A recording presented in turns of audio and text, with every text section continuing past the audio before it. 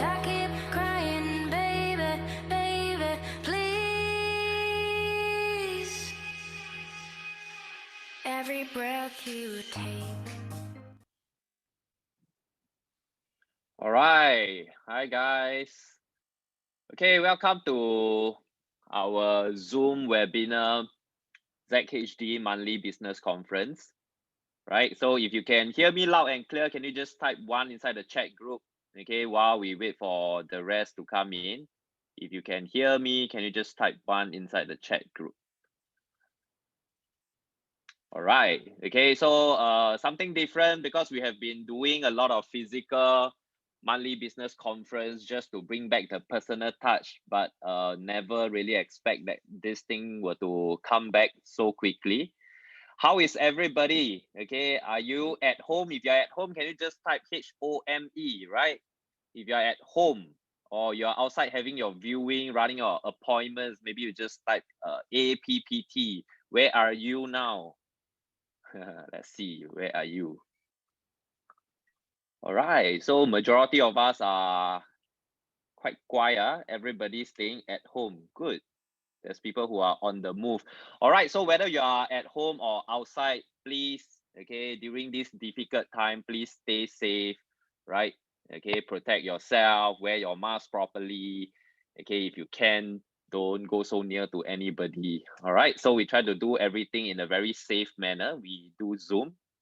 Okay, so how many of you came here today because you want to understand more about the commercial shop house one, right? To learn from Alvin Choo. Can you just type yes inside the chat group? All right, if you are here to learn more about commercial shop houses, okay, and investment sales market, can you just type yes inside the chat group? Okay, if you realize this topic that we are covering today is usually not shared in the company level, right? And Alvin Choo is definitely the best, okay, in this market segment, right? So later, if you have got any questions, okay, I would like to invite you to ask him, right? So Alvin will be very willing to share with us more about the insiders about commercial shop house and also investment sales, okay, market segment. Okay, without further ado, I would like to proceed with some market updates before I invite Alvin, right? Okay, so you see now that we are at phase 2, this heightening alert, right? So when you look at this, started from May 16 all the way to June 13, now that the group size of 2 definitely affected our viewing. Okay, so guys, I leave it to you. I think we should still continue to manage this heightening alert, okay, but never stop the work, right? So if you were to compare to the COVID situation last year, whereby we got this thing called a circuit breaker, this heightening alert, if you ask me, are not too bad already, right? Because it still allows 2 people to go for viewing, okay, and you can have unlimited viewing if you have got a vacant house. Okay, so those who have done their preparation for their listings, they have collected the videos. It's not a problem. A lot of customers don't mind seeing video first before they come for physical viewing if they were to like what they see on your video. All right, so I think let's take this positively. We got no choice. Okay, oh sorry, in fact we still got choice. We still got choice to go for viewing, but just take care during this period, but never stop the work that we put in so much effort. Okay, this is probably also the time that we can do some upgrading. Okay, how many of you are actually waiting for this June 13 to finish one? Okay, if you are waiting for June 13 to come, can you just type 1? Okay, type 1 inside the chat group if you are waiting for this. We are halfway there already. It's coming to the end of May. We got about 2 more weeks, right? Government says that in 2 weeks time they're going to do a review, which is these few days already. By right, they are going to give some announcement whether are they going to prolong this thing or whether they are going to cut short this thing. I don't know. Or is there a difference in preventive measure? We don't know. But what I'm trying to tell you here is, okay, it's really up to you. You do have a choice what you want to achieve, okay, from now all the way to June 13. Okay, I totally understand if you are somebody who have been working really, really hard and you just want to take a break at this period of time, by all means, take a break, right? But for those, I have met a couple of agents for coaching. This is probably the time whereby you can do a lot of upgrading. There's a lot of webinar. Singapore Property Show is also ongoing. ERA and also Preeminent Group is running a lot of events that you can just like today tune in online and come and upgrade. Okay, and to me, I have been telling my agents this is the time that you should improve your digital marketing, right? If you have been advertising for the past 2 weeks, you realize that cost per lead has been lower. Why is that so? Because there's a lot of people online using their iPad, their mobile devices, their iPhone, okay, on social media, looking at advertisement. Everybody stays home. Just now you look at my chat group, most of us are staying at home. All right. So when you do advertisement now, naturally you have got more leads, the cost will be lower. Okay. It's never too late. It is a great time for you to start learning and start taking action in your digital marketing, and you can start even from today. Okay, so don't wait for 13 June. There's a lot of things that you can achieve even though you are staying at home, even though there's a lot of restriction. Okay, don't limit yourself. All right. Okay, I just want to share a couple of things just in case you have not done anything yet. This is a framework whereby I always go through with my agents. I just want to very quickly go through and also give you some market updates later on. These are 3 different frameworks, okay, for real estate success. First, okay, lead gen. Okay, basically lead gen is all about garnering all your potential customers with mobile number, with email addresses, and of course their name. Okay, and a lot of agent always have got concern about lead gen. So how many of you have got a problem with lead gen one? Okay, can you just type yes inside the chat group if you have got concern about lead gen, because I'm going to show you a couple of ways, okay, how you can do your leads generation, right?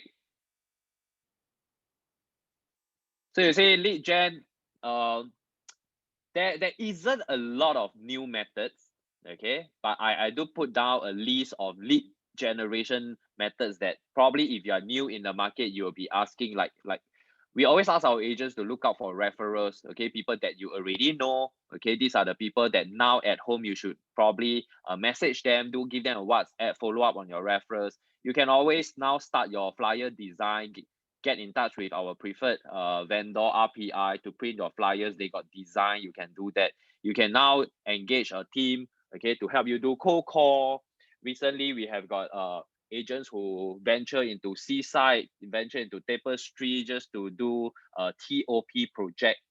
All right. So when we met up with them, okay, we realized that they in one project within a short periods of few months they can close like 20 to 40 different units and get to meet different customer physically, okay, when they collect keys. Of course, the very uh interesting method would be like Facebook, Instagram, pay per click, that we always tell you to do it digitally. Okay, and if you have got old customers, if you are my experienced agent, probably you can go and reach out to your old customer, have a follow up, send them some ebooks, send them something that we ERA curated, preeminent curated. You can send them some newspaper article, right? Or get in touch with private bankers. I know some agents, they actually get in touch with private bankers, law firm, okay, to get deals from them, to get leads from them, okay, working together, part a little bit of your commission to them. They probably can support you one way or another. Okay, ID firm as well, they are in touch, okay, with a lot of owners. Of course, property guru, okay, and the list goes on and on and on. My question to you, ladies and gentlemen, when every time when I meet new agents out there, or even sometimes my experienced agents are always looking for new method. All right, I don't know, maybe I can't possibly list down all the leads generation method. Okay, but if there's something that I didn't mention here, can you just type inside the group chat, okay, if you don't mind sharing. But the thing here is this: how many of you are always looking for the new leads generation method? right? Which I realized that it is not gonna, the new leads generation method is not gonna help you. All right. So all these are the usual method how people generate leads. Okay, and you just need to be very good for at least 1 to 2 to 3 different kind of method. Okay, and that's what you need to do being a producing agent. If you are good at flyers, for example, you can continue and throw your flyers. Okay, whether you do digital or not, that we have a lot of agents who only focuses on flyers, right? I have got also agents who buy a lot of property guru credits, right? 99.co credits. They buy the banner ads, they buy the spotlight, they buy the reposting. Okay, they do a lot of advertisement on all these online portals. Does it work? Yes, it works. Okay, so in short, leads generation don't have really a lot of new methods, but all these are good methods for you to follow up with your customers. Okay, have new customers coming on board so that you can take care of their property. Okay, so what is your ultimate objective of leads generation? In short, okay, if you understand why you want to have people calling you, sending you WhatsApp, replying your email, is because you want to have their email addresses and their mobile number. Okay, so it's really up to you from then on. How do you follow up with all these people who send you their email and mobile number? And that's what you really want. We haven't even talked about closing deal yet. Lead gen is about gathering all these emails and mobile number.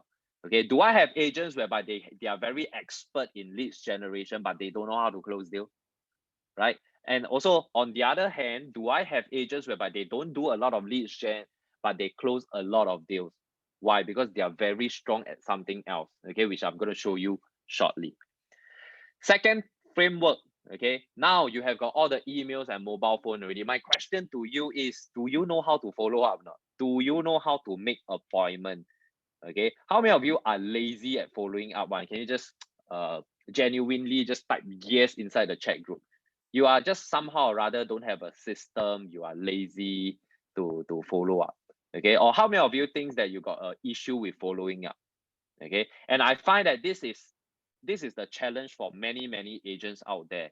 Okay, talking about following up. You just, I give you a lot of emails, I give you a mobile number, customers don't even want to meet you, right? Not even on Zoom, don't talk about physical. They don't even allow you to go to their house for a presentation. Okay, so I think follow up is also very important in our context, right? Making appointment, whether you can reply with the correct sentence on your WhatsApp becomes very important in our following up. Okay, it's not uncommon that we hear this. Oh, social media always, the leads not so genuine. They always blue tick me. They don't want to come to show flat. But somehow or rather, I realize when I do coaching with my agents, when I look at their following up, the way they reply WhatsApp, I also face palm, right? How can you say this kind of thing to your customer?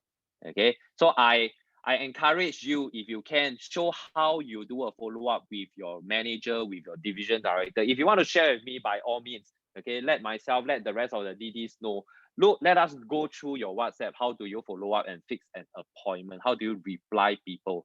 Okay, if you want, sometimes in front of us, you should actually do a call on following up. Okay, put on the speaker so that we can give you feedback after that. At least we know what is wrong with your following up. Why is there no appointment? Same thing. Some agents can arrange viewing very easily, right? Some agents just say that wow, all the agents don't want to co-broke. Wow, nobody wants to show viewing. To me, the problem always starts with ourselves. Okay, if you don't know how to follow up, if you don't know how to fix an appointment in a nice way, nobody will want to waste their time on you, especially in today's situation.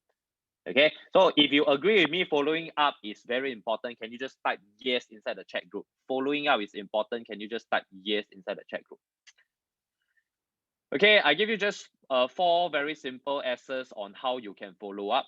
Okay, this is what we have been doing, especially when you receive social media leads. I think speed is really, really important. You must be the first person to reply. Okay. Probably you would have already know, if you don't follow up immediately, okay, within the next few minutes, what customers will do is to look for another agent. As simple as that. So speed is really important. Simplify, don't complicate them by sending them the PDF that Zach sent you, 128 pages PDF, you go and read yourself. No, that's not how it works. Whether is it project info or whether is it consumer seminar, simplify them, copy a few pages, okay, put them into PowerPoint, give them less than 10 PDF that is easy for them to read. Okay, it must be a simplified information before they understand what are you trying to bring across. All right, so simplified is something really important. Okay, be very sensitive, right? So you must understand there's this thing that is not given to you when you meet a co-lead, that is trust. And you start to ask very sensitive questions, like you want to know how much CPF they have, okay, all the amount of money they have, what is their what kind of houses they have seen. They hello, excuse me, they have not even met you before, right? You must understand sometimes you need physical meetup, okay, to ask certain questions. Unless you can immediately feel that they trusted you, then you can ask a little bit deeper. That one shouldn't be a problem. But if not, if you meet new customer especially, be a little bit sensitive, right? Sometimes you don't even know what are they thinking, okay? So you got to be very sensitive when you do a follow-up. Okay, and last but not least, the 4 S's, one of them will be service. Okay, how many of you think that you provide good service, one excellent service? Okay, you put 100%, right? Can you put inside the chat group 100%? You think, okay, you provide very good service. Okay, every time when I see my agents follow up and do a presentation, I realize that actually their service not so good one. They always like to be right, okay, and they always want to win in every conversation, and that's not service to me. Okay, service is really something whereby you really put in, you are really sincere about it. Okay, you make sure you're comfortable, your customers are comfortable with you. Okay, a little bit on the EQ side. Okay, so speed, okay, simplify information, be very sensitive, and providing excellent services, okay, to your customers are the 4 S's on following up. Okay, probably you can take note. Okay, last but not least, the framework will be on conversion. Okay, just now I give you a lot of leads. Now that you fix an appointment already, now when you meet customers at show flat, my question to you, do you know how to do your conversion, right? So there's a couple of things like, are you willing to ask for a closing? Some agents just like to do presentation, never like to close deal one. They like to present and feed customers with a lot of information, but without asking for a closing. Okay, and you must, especially in projects, you must learn how to work with the right people. Then you must choose the right people to work with, whether is it your tagger, whether is it the project DD, or whether is it the developer. It will help you in your conversion. You choose the wrong developer whereby everything is also not negotiable and your customer need help in the timeline, then you are not working with the right people. Okay, so conversion require a couple of things like working with the right people. And do you have excellent negotiation and communication skills, right? So we do have this WIN, winning in negotiation, by preeminent group, Ivan and Kenny. Did you attend this training? Okay, so not only for your resale, talking to people are also important. Okay, do you have an open conversation with your co-broke agent? Do you know how to talk to your tagger to make sure they help you? All right, and of course, powerful closing techniques. Okay, you can work with your managers and DD how you can enhance. So I've been working all along with my agents, especially, okay, on their conversion part. So they will always update me what the co-broke agent says, okay, what did the seller buyer says, then how we think and come up with a strategy, okay, and tie down the customer and go into closing. Okay, so like it or not, sometimes only your manager or your division director will be somebody who can give you better advice in closing techniques. So I encourage all of you to work with them, okay, for your conversion. Okay, so in short, lead gen, follow up, conversion are just three framework, okay, day in, day out, that you need to ask yourself, which one are you lacking? All right, if 1 to 10, okay, lead gen, where are you? If you are 5, then where are the missing 5 that you are looking out?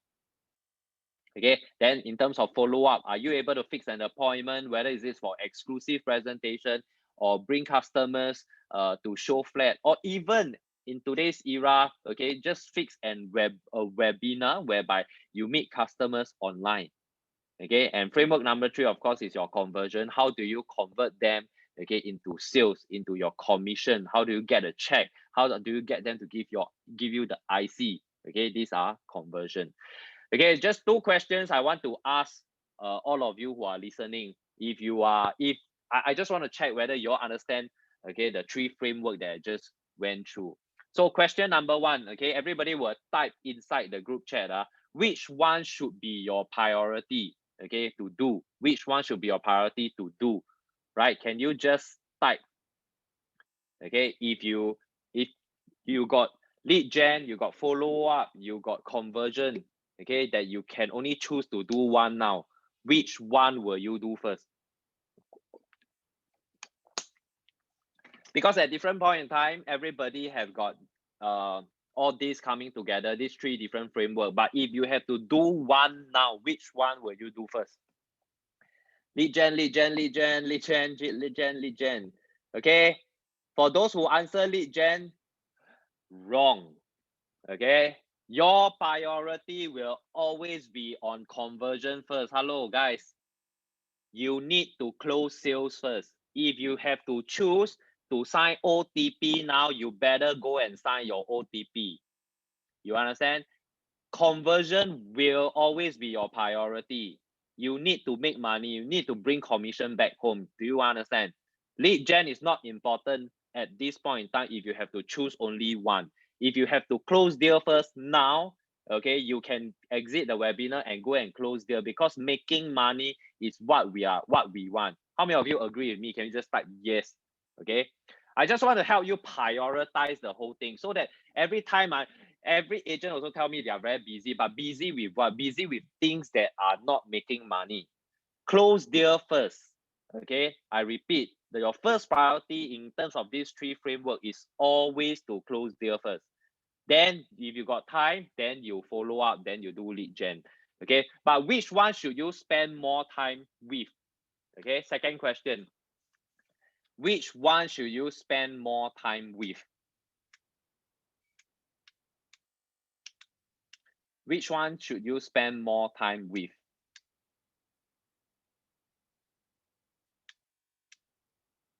Any more answers? Come on, everybody just type inside.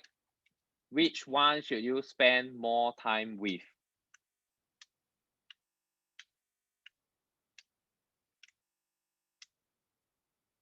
All right, okay, good.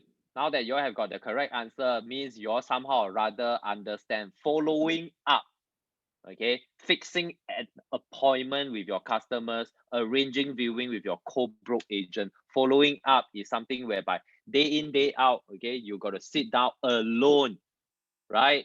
Okay, it can be lonely sometimes because you're always talking to people through your mobile devices.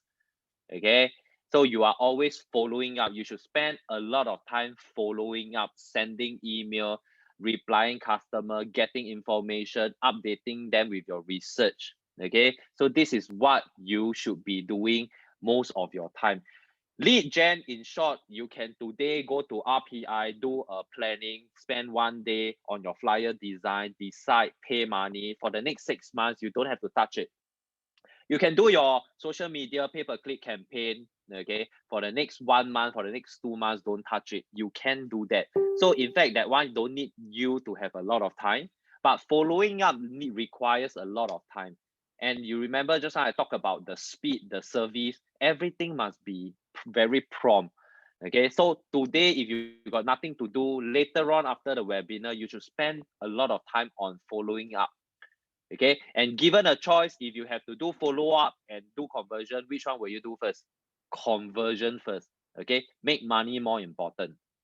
All right, so I hope you, every time when you are confused, what are you doing? Are you really busy with the right thing? You ask yourself, lead gen, follow-up, conversion, which one is your first priority? You will do your closing first.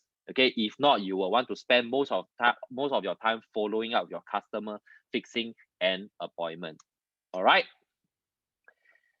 Okay, I just want to quickly go through some market updates about our April, okay, performance, ERA level.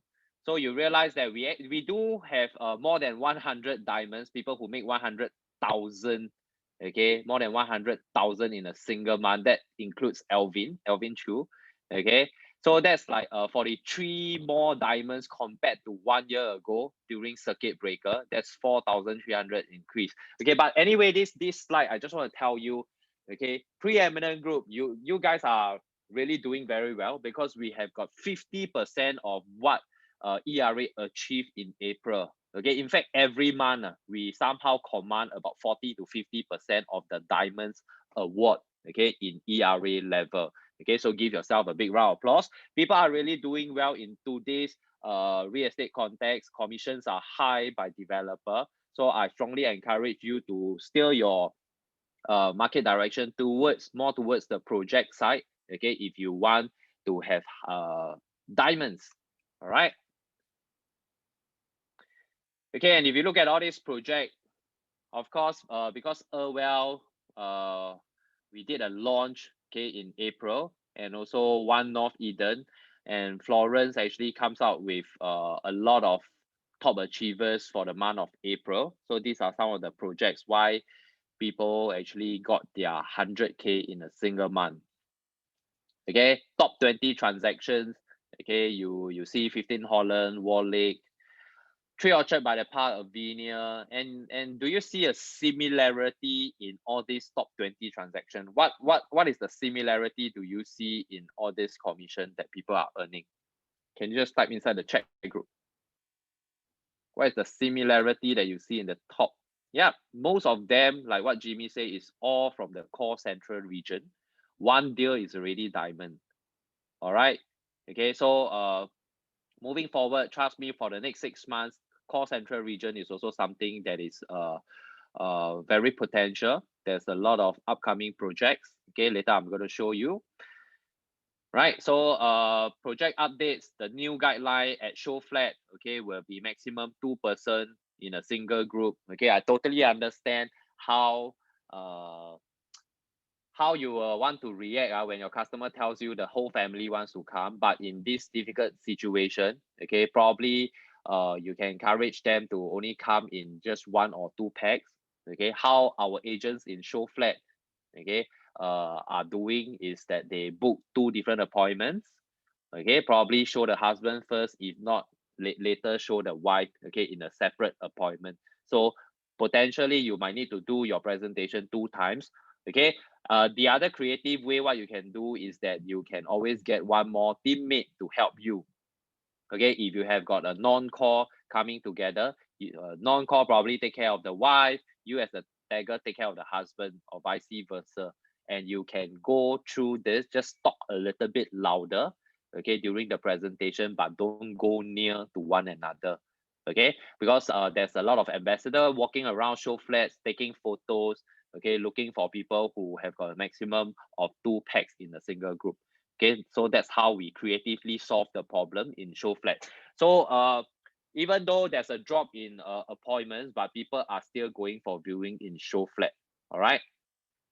Okay, I want you to take out your handphone, scan this ebook. Okay, when you have got time, look at this project ebook, whereby whatever existing project we have, okay, in ERA are all inside this ebook. Okay, so you all can take a look, go through it. Sometimes when you go through all this ebook, you just get to remember 1 or 2 more project easier. Okay, same thing, because we are very driven by project in recent years. So ERA is going to recognize more teammates, okay, more top project achievers in terms of their project sales. We're going to classify them into CCR, RCR, OCR to be awarded monthly. okay, and based on their performance. And we're going to categorize them in terms of the development size, okay, whether is it below 100 units, okay, 100 to 500, etc. Okay, so more awards coming up, okay, if you are working on project, that's good news for you. Upcoming project, Water Gardens at Canberra, okay, so many projects are coming up, okay, Pasir Ris 8, Bartley, okay, Pasir Ris 8, every Monday when I do coaching, I realize that there's a lot of people who are talking about this integrated project. All right, so at Pasir Ris, they coming out with this plot of land, okay, by All Greens Property. So my encouragement to agents, if you are waiting for Pasir Ris 8, because it probably will be the next project to launch, okay, can you please show them Sengkang Grand first? Can you show them Woodley Residences first? Because these are also integrated projects that even if they don't buy the other two, okay, you must at least compare integrated to integrated. Okay, don't allow them to say something like, oh no, I only want Pasir Ris 8. Okay, then later on you realize, okay, another agent show them Woodley Residences and they close it, because we are still waiting for Pasir Ris 8 to release more information. Okay, what you can do is only go for training. Since you have got time, why don't you show them Buangkok? Okay, whereby we have got Sengkang Grand. If not, you show them Woodley. Okay, whereby we got Woodley Residences. All right, so Marvin is our DD for Woodley, so probably you all can contact him, right, for more information. Go and show them this before Pasir Ris 8. Okay, Bartley View, okay, just beside Bartley Secondary School, right? So in 2012, I did Bartley Residence as the project DD, so they are still selling. Bartley area, a lot of Bidadari HDB are already up. Perfect 10, okay, DD Darren Lee will be the in charge for this project along Bukit Timah. Okay, Park Greenwich by Fraser, EC. All right, recently we did very well for EC, and you have got customer who didn't get a choice unit, probably this is something whereby you can consider, right? Park Greenwich by Fraser. Okay, number of units 496. Okay, claim at Cane Hill, right? This show flat, if I'm not wrong, is right beside Irwell Hill, the show flat. Okay, Low King Huat is the developer. Komodo, right? Canberra as well by JBE, right? So this is also up and coming. So you realize that there's a lot of activities in Canberra. So if you are doing social media marketing, probably Canberra is one good location that you can work on.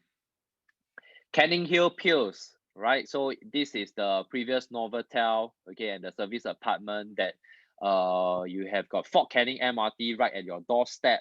Okay, you have got the ROM hill behind you and also facing Singapore River, right? 后面有山，前面有水。Okay, Canning Hill Piers. Okay, developer will be CapitaLand and CDL. Okay, if I'm not wrong, CDL will be the lead for this project, so they will handle the marketing. And I think they are going to launch really soon, because they recently done very well for Irwell, so they are going to do this very quickly. Show flat, if you realize, is also done already.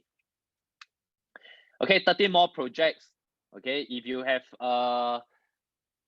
went to Marcus Choo recent webinar, you realize that actually we have got very limited projects coming up. That's why the recent GLS has been really high price.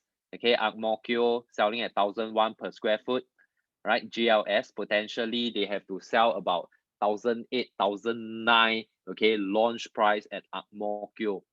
Okay, and even EC achieved more than $600 per square foot. So potentially the EC, okay, they are going to at Tengah, okay, they are going to sell at about 1,001 to 1,002 per square foot. So prices are going up because there isn't a lot of upcoming project. Last time during DD meeting, when we show this slide, usually there's like 20, 30 upcoming project. Now I only show you 13. Okay, so we don't, land banking is really a shortage for a lot of developers out there. All right, so we believe prices will continue to go up. Okay, just in case you are not updated, ERA, we have crossed 8,120 salespeople, and Preeminent Group, we have crossed 2,500 salespeople. Okay, as a ERA and Preeminent salesperson, you must take note and be very aware of this number. And we are the largest real estate group in Singapore with 126 million team sales. Okay, and we are the 7 times. And every time when I see the Facebook marketing, I realize that some of you are still putting 6 times. So let's together align these collectively. We are the 7 times champion group, right? With the most sales. There's nobody near us, right? In ERA. So nobody have ever achieved more than 100 million, and we did 126 million. And these are all our hashtags. Okay, and if you are listening to me, please, I want all of you to take a picture, then followed by scan this QR code. This is where we give you all our resources, all right? So everybody should star this photo that you take, okay, called the agent Dropbox folder. Whatever information that you want to find, our training slides, okay, everything by Preeminent Group is all inside. All the logos are, everything are inside. All the contact number, all your project link to whatever chat group is all inside. That means Preeminent Group agent cannot live without this agent folder, right? Okay, so if you have already taken a photo, can you just type 1 inside the chat group? I see whether you all got take photo or not, okay? Yes, everybody in Preeminent Group must have this, and this is our system. All right, so whatever information that you need, okay, is all inside this Dropbox. Sometimes go through the Dropbox, go and see certain things, certain information that probably can help you in your business. All right, all the videos are also inside. Okay, once again, I want to congratulate all our top achievers. Okay, recently, or just before, okay, this heightening alert, we went for this luncheon, top achievers luncheon. Okay, so we bring back this thing, okay, after circuit breaker. Last year we didn't do any of this luncheon because the maximum was 5. This year started, we can do 8. Okay, of course, now back to 2 again, right? Hopefully moving forward, second quarter, third quarter, fourth quarter, we can still do this. So we want to reward, okay, and incentivize and bring together all these top achievers, okay, for networking. And they are our top 5 achievers, our top manager, and also our top new achiever, right? So recently we went to Orchard Ion for a very good lunch. Okay, join me to give them a big round of applause. All right, congratulations, guys.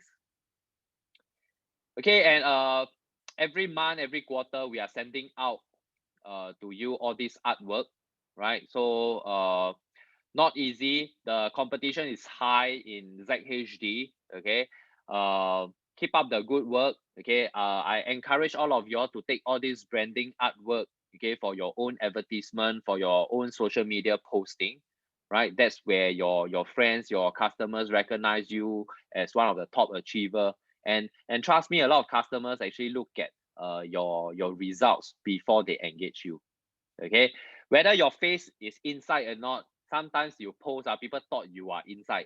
Okay, even if you are not inside, it's okay. Just encourage your give a shout out to your friends, okay, to your teammates, okay, and do all this posting. Okay, and also scan this QR code. Okay, our award presentation video is out. Okay, maybe you can hear some feedback from our award winners. Okay, what they have done last year to achieve this result. Okay, you can scan this, and the video is in your WhatsApp group. Probably later we'll send this out again. For those who have not posted this video, go and post this video. All right. Okay, emerge stronger. Okay, are y'all ready for Alvin Choo? If you are ready for me to invite Alvin Choo, can you just type yes inside the chat group? All right, so Alvin is going to spend some time. So get yourself comfortable, pen down any questions. okay, that you have about commercial shop house and also the investment market, which is pretty niche in today's context, right? See all the photos behind all these are the expertise of Alvin. All right, without further ado, let's put our hands together and welcome Alvin. All right, I'll stop share. Alvin, you can share your screen. Okay, thank you, Zach. Hang on, just let me share my screen.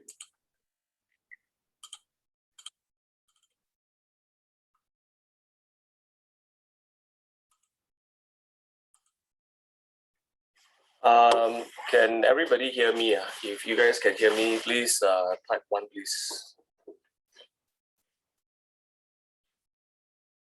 Okay, Ken.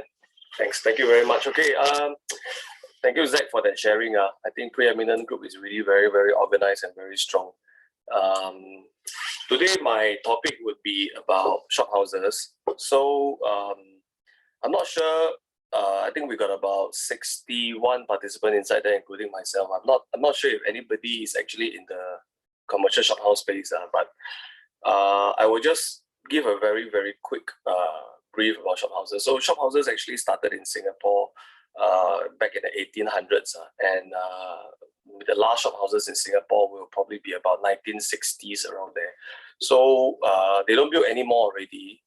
This is actually a very like what Zach said, quite niche sector, because not many agents are actually in this field, and because the clientele, both the buyer and the seller, right, they are quite different from your residential kind of clientele, because obviously when you buy a residence for own use or for investment purpose, right, you are more single dimensional, because it's for either own stay, young couple, new married home.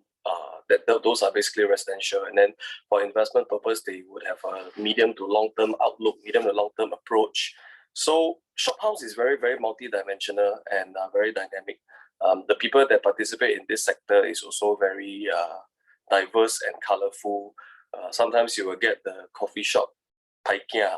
Sometimes you will get the wear tie, wear suit kind of a corporate kind of investment fund. And then also sometimes you also see those kind whereby family wealth, rich, and then they just want to buy a couple to keep like Hermes handbag like that, because shophouse in Singapore is very, very scarce. So many people over here, the 62 participants, right? Maybe not all of y'all know me. Allow me to share 3 to 4 slides about a bit about myself and my history, so that at least y'all can understand me better. I will appreciate if all the questions are left towards the end, because I kept a small segment for Q&A later. I'll try to run through quickly, but then clearly. So, but if there's any other questions, right, then it's urgent, you can actually stop me, then I will say. So, okay, so I started real estate when I was 21. Today I am 41 years old. So it's been about 20 years already. When I started real estate, I was actually in residential. So I started in HDB segment. So I was just basically doing, at that time, 2001, real estate is a bit, or rather very different from now. There is no CEA, so I was a runner for an agency. And basically being a runner, I just basically take instruction from my mentor, and they asked me to turn left, I turn left. They asked me to turn right, I turn right, So that's many, many years ago. And HDB units was only like what, 120, 130,000 for a 3-room flat in Yishun. And then up to the maximum of maybe 350,000 for EAEM over there in 2001. So I after a while I did quite well in the agency, but 我下山 I went to join DBS Bank as a mortgage banker in 2004 and 2006. Again, the banking environment was very different in 2004 versus now. Threshold, our minimum target to achieve bonus and commission was also much, much lower than today, because quantums of real estate by and large in Singapore generally has increased so much that loan size also become bigger and bigger, money also becomes smaller and smaller. So when I was in the bank, my primary objective is to learn more about TDSR, banking guidelines, compliance, due diligence, and basically the loan environment so that I can assist my client better. My first passion is always real estate. So I learned a lot about different kind of financing structures over there in DBS. So I returned to real estate in 2006 June. I came back this time to private residential, mainly in CCR and District 15, East Coast. So at that time, right, 06, 07, right, if you all can remember, 07 was the bull run. So I came back at a very, very appropriate timing because our minister, Lee Hsien Loong and Lee Kuan Yew, they just approved the intent to build the 2 integrated resorts in Singapore. That's when Singapore really became an international investment destination. So prior to 06, really, HDB was mainly the transactions mover in Singapore. After 06, 07, a lot of things changed in Singapore and foreigners started coming in. Indons who bought during the early years started selling to Chinese who are coming in. Started to sell to honkies who are coming in, who are paying top dollar, you know. And of course, at that time, I was parked in a GTA project, as what nowadays we call GTA. I was basically a GTA agent or specializing in the Sea View in District 15 in Amber Road. So I did 56 transactions over there, and it was the Golden Triangle in District 15. So it was quite good. I was very happy. Reason why I share this is because when you scale up from HDB market, then you go to the bank, you understand financing. Then when I came back to real estate, it was a very opportunistic time. I was very lucky. So when I entered into District 15, the clientele that I actually deal with and the people that I talk to, right, was very, very different from my early years in HDB and then of course in banking, because in banking I was doing mainly HDB loans, very seldom private property loans. So in 07, 08, right, wow, you know, the kind of my kind of real estate outlook also changed. No doubt we also make more money during that time, but basically it was a stepping stone to going into the mid to high end market, which is very important because when you are in this market, you also have to speak and talk and learn and understand things very differently. So it was a very, very good experience for me in East Coast.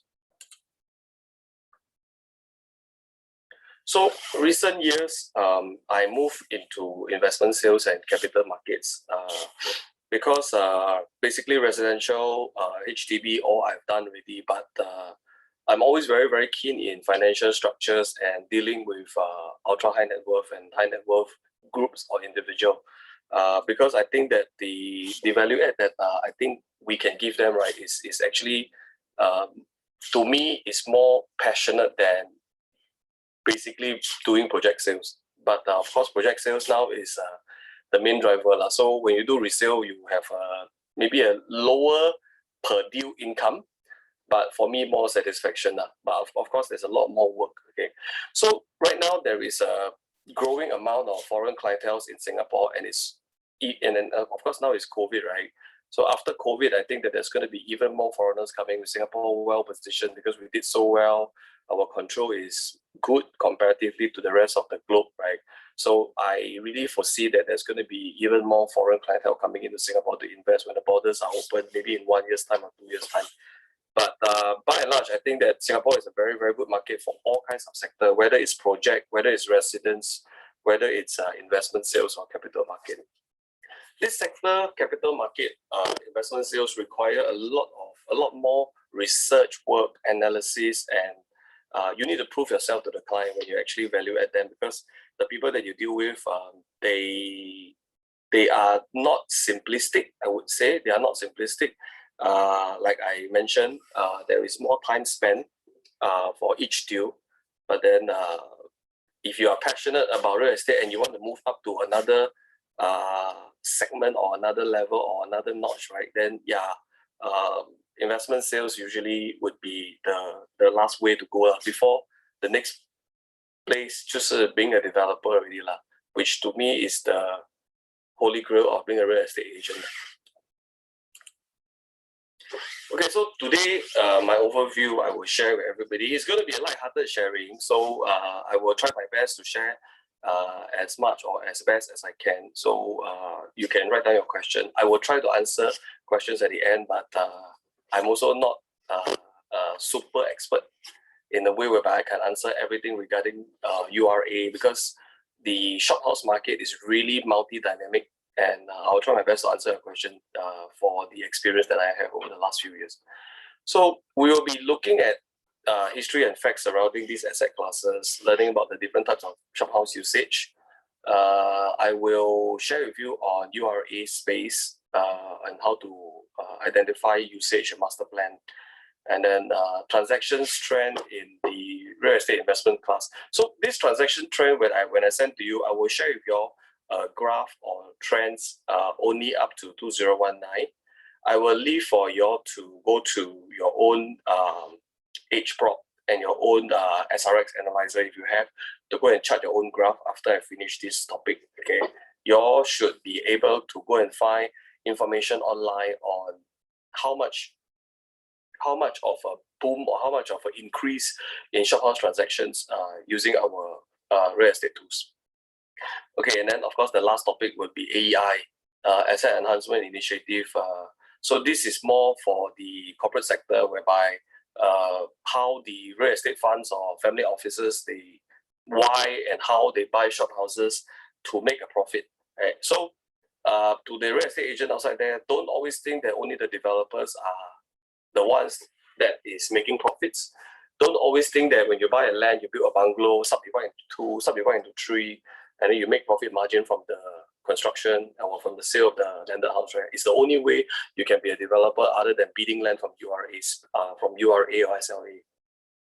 In shophouse market, there is a growing trend of high net worth individuals who are very sophisticated, who are buying shophouses and doing asset enhancement to generate more yield, rental yield, and also generate more capital return. So I'll share some at the last topic.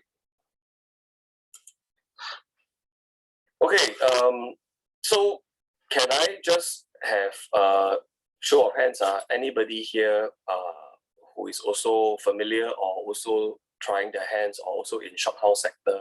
Can you please type a yes so I know who you are? So at least if I bullshit, you can correct me. Let me see. I want to see in the chat. Okay, I got Joanne. I got my friend Wilson. Okay, so anyway, I will move on. Okay, to the topic proper. Okay, so history and facts. So shophouses in Singapore is very, very limited. We have only about 6,500 to 7,000 units in Singapore for conserved shophouse. So you can see we have 743 square kilometers Singapore, right? But we only have less than 7,000. So when you all say limited rare units, rare condo units, for example, in CCR region, or this development by CDL or by CapitaLand, or there's only 500 units in this development that is rare and it's very it's built in a very unique manner, it's very rare. Imagine the whole of Singapore shophouses, right? You only have 6,500 to 7,000 units to fit the entire population and the entire amount of wealth in Singapore. So you can know that how niche this is.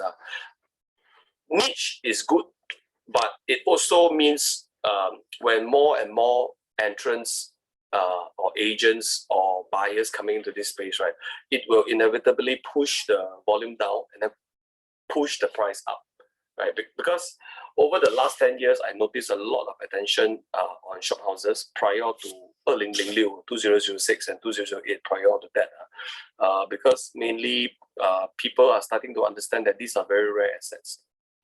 So just now I shared earlier that shophouses are built between 1800s to 1960. This one later I will share with you some of the pictures and the typography of some of the shophouse, how it looks like. Okay. So generally, if you were to major in shophouses, you always have to go back and forth to seek a lot of clarity from Urban Renewal Authority Singapore. So if you're selling HDB, you deal with HDB, right? If you're doing industrial property, usually you deal with JTC, Jurong Town Corporation. And if you deal with landed, usually you deal with SLA. But for shophouse, you usually you deal with URA. And URA has three principles behind shophouses, which is retention, restoration, and repair.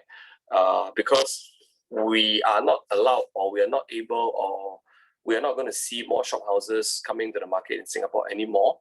So the onus is on URA to protect these assets.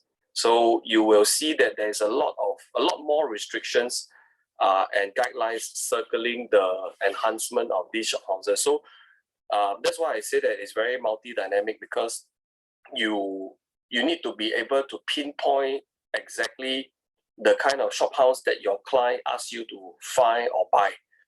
And if he or she or the group makes a mistake, you need to be able to correct them, because some shophouses are unable to be enhanced. Some shophouses are able to be enhanced. Some shophouses will not be able to get an FMD approval, or some shophouses will not be able to get the business usage approval. So URA is very strict on all this usage approval and all this enhancement on the units.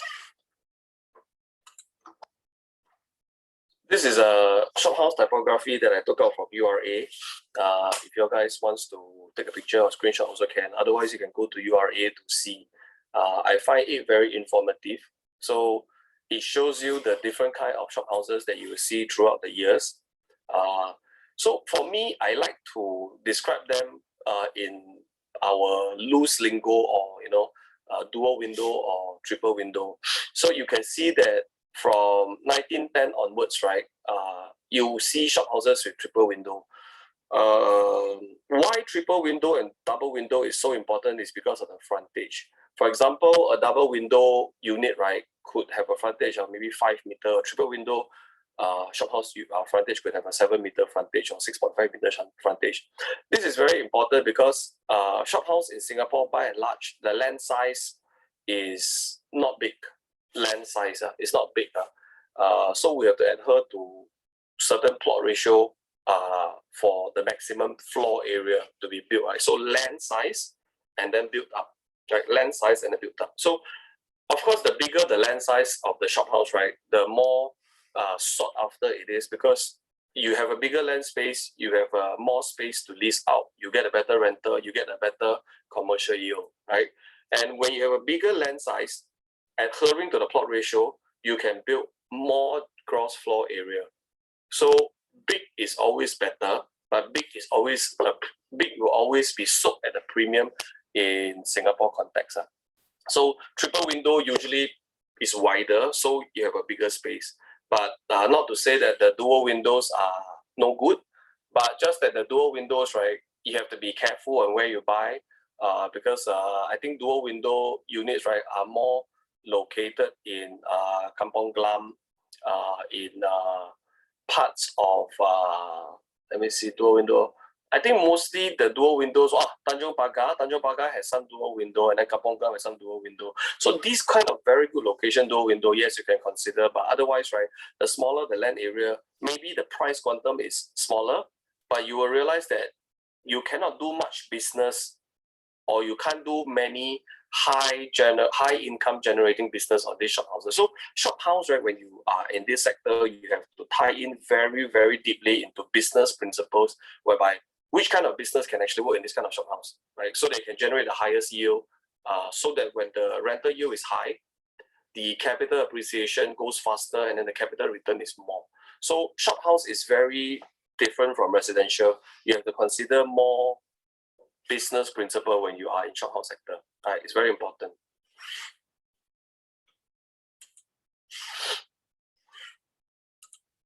Okay, so what kind of shophouses are there in Singapore? Right. So here I have a picture for you. This is in Amoy Street.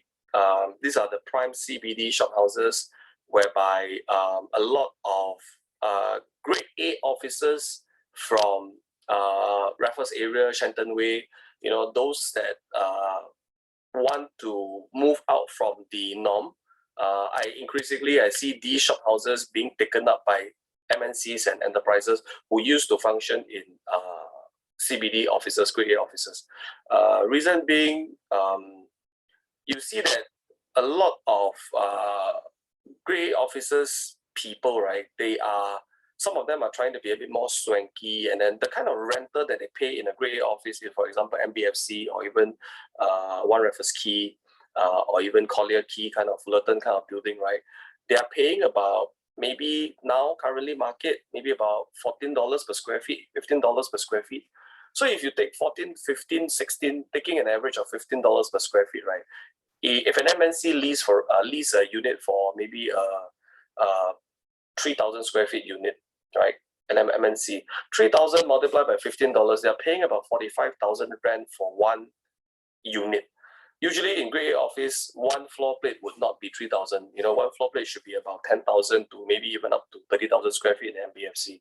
So if you rent one unit, right, one wing, 45,000 to 50,000 rental, right? You take this 45 to 50,000 rental, you can rent a whole block of shop house, right? And then a whole block of shop house, the floor area could be 4,000 plus square feet, right? And then you have you have branding rights, you have signage rights, you have got your own access, 24-hour access and all that. Of course, there are pros and cons, right? There's more renovation to be done at shop houses and all that. But then for MNCs, right, if they were to take a medium to long-term approach, right, some of them may even want to buy it.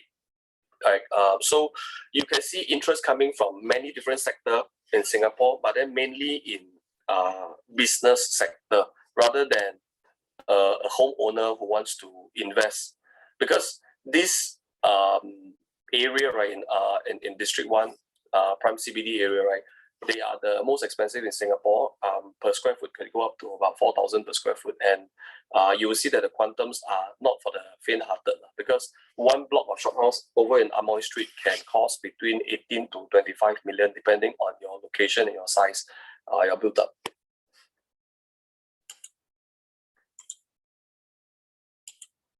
So Tanjong Pagar area, I run through very quickly. Tanjong Pagar area is it's like a little Korean town. This picture that I took is the 3-window shop house. This is the most popular along Tanjong Pagar area. You will see the bridal boutiques. The bridal boutiques are usually here, and then the opposite side will be the Korean restaurants. Because the bridal boutique area, the 3-window side, right, the rental will be much higher because the floor space is bigger. And then for the 2-window kind opposite, right, the rental is lower for Korean barbecue and all that restaurants and F&B approval. Yeah. So Tanjong Pagar is also very, very sought after. But take note that Tanjong Pagar shop houses are in Duxton Hill, Duxton Place, Duxton Road. There is more of 99-year leasehold shop houses. So shop houses, you got freehold, 999 and 99, just like condo. But Tanjong Pagar has a mixture of 99 and freehold, and 99 and 999. Mostly, there is lesser of freehold in Tanjong Pagar area, but of course, the price variance between 99 and 999 is quite a lot. In fact, I think it is more apparent in shop house sector than in condo sector. In condo sector, maybe a freehold and a 99 can be 15 to 30% difference. But then in the shop house sector, right, a 999 freehold versus a 999 can be 25 to 30% difference, can be. And it also depends on the condition of the unit and whether you require renovation and restoration or not.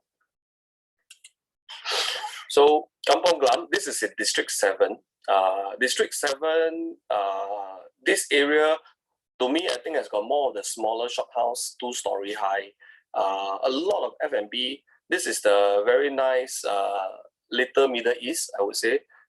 The Bussorah Street, the Pahang Street, Baghdad Street, you know, these are the areas that is, rental is very high, and the rentability is also very high, but rental is lower than Amoy Street, of course. But a lot of tourists, is a more of a tourist destination, and usually over here, if you excuse me. Usually over here, if you don't do F&B, it's very hard to survive because the crowd don't you don't really have a lot of crowd in all times of the day. Maybe Friday, Saturday, weekend, a lot, you know. So Kampong Glam shop house also, depending on the street, you have to pick very, very accurately for your client, or depending on what your client wants to do and what kind of business usage they want. But it's a very, very sought after area as well. Okay, this is also in District 7, Beach Road, also another very popular street. Purby Street, Tan Quee Lan Street, Sia Street. This, I think, if I'm not wrong, there is 4 street over there: Xia Street, Tan Gui Lan Street, Pavi Street. I think there's another one. Liang Xia Street. So there's a total of 4 street over here, right? The shophouses here will not grow anymore already, so they are very sought after as well. They are very near to the National Library, and they are also very near to Bugis, and they're also very near to the new the M by Wing Tai. So this is a very upcoming, swanky area for the longest time already, and these shophouses smack in the middle of this zone, right, in District 7, a Beach Road Purvis area, is also highly sought after, and the prices over here is higher than those in Kampong Glam, mainly because the footfalls over here is stronger. You know that I think pre-COVID, Liang Xia Street would close pre-COVID, just pre-COVID, Liang Xia Street, I think every Friday, if I'm not wrong, or every Sunday, I forgot. They will close the street for street walkers, right, to peddle their food, their wares, and then become a 步行街, and that area, if you can get a shop house in that area, you know that your footfalls will always be there every weekend. So rentability is very high. So and because supply is very little, very hard to get a seller for sale. If you can get a seller to want to sell over there, usually there is some premium. So over there, I have 2 shop houses for sale, and valuation surely cannot match one. And when valuation can match, usually the owner goes higher. So it's quite hard to find like condo when you call it serious seller. For example, oh wow, are you a serious seller? You speak to the condo owners, are you a serious seller? Your price must be realistic. In these sought after areas, you tell them about realistic price and serious seller, right? They'll just maybe look at you and say, maybe you don't know the market, or you don't know this segment enough, because already no stocks already, and you're still asking me to be a serious seller. So of course there will be some shop houses in these very good zones, right, whereby maybe the floor area is smaller, maybe the land area is smaller, the premium is lesser, but won't be something that will sell for cheap unless you meet an old owner who really doesn't know the market. Then usually if you can get a listing like that, it gets sold quite quickly. This is something to take note also. So now we talk about Jalan Besar Road Little India Conservation Area. I'm sure many people know where this is. This is the Katujian, Jian curry rice. This area is one of the largest catchment of shophouse in Singapore. It's called District 8. So just now I've covered District 1, the Prime CBD Amoy Street area, and then I covered District 2, the Chinatown Tanjong Pagar area. I covered District 7, Kampong Glam, and Liang Xia Street Purvis area. Now we come to District 8. District 8, right, is this by far I think if I'm not wrong, is the largest catchment of shophouses supply in the city area, the core area. Because there's so many streets, right, there's so many different kind of shophouses in Little India Conservation Zone.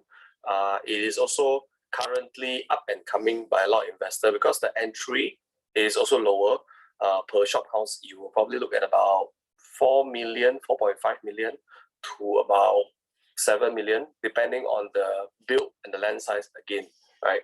So this appetite, this kind of entrance is quite acceptable to investors. So shop house right now, if you got, okay, I just want to share with people that if you got a client who say, yeah, well, my client who want to buy a shop house, and with the budget is 3 million to 3.5 million, I can tell you, you're going to have a very hard time finding a suitable shop house, because usually, in my opinion and my experience, right, a shop house that is decent, to be considered decent enough to hold, you have to prepare at least 4.5 million. Anything below that, right, you will probably have to settle for second best, right? You can still buy one, but you have to settle for second best. There is shop houses in Singapore that will sell for 3.2, 3.3, surely have.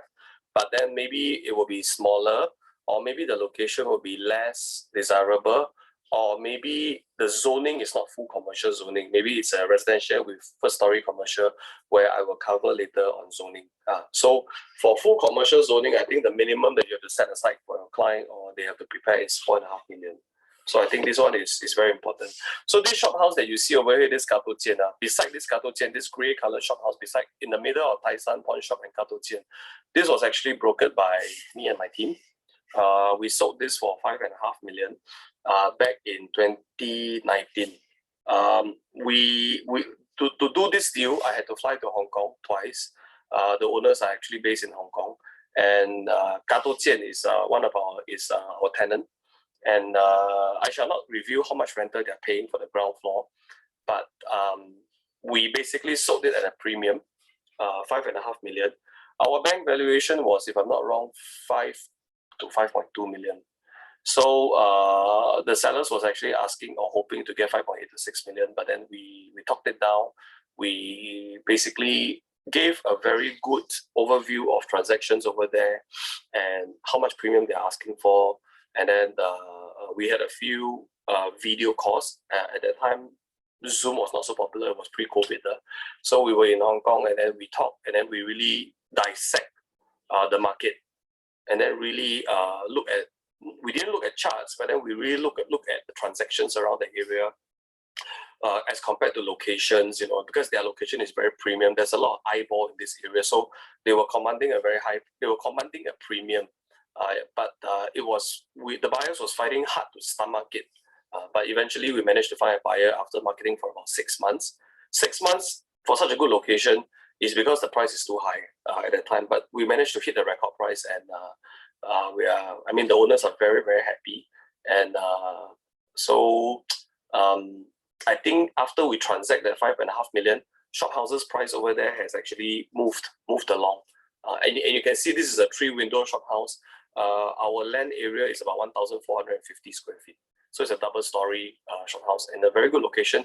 Behind is already City Square MRT already, and then you've got Putian over there in Kitchener Road, and then in between Jalan Besar. So this location is really not too bad.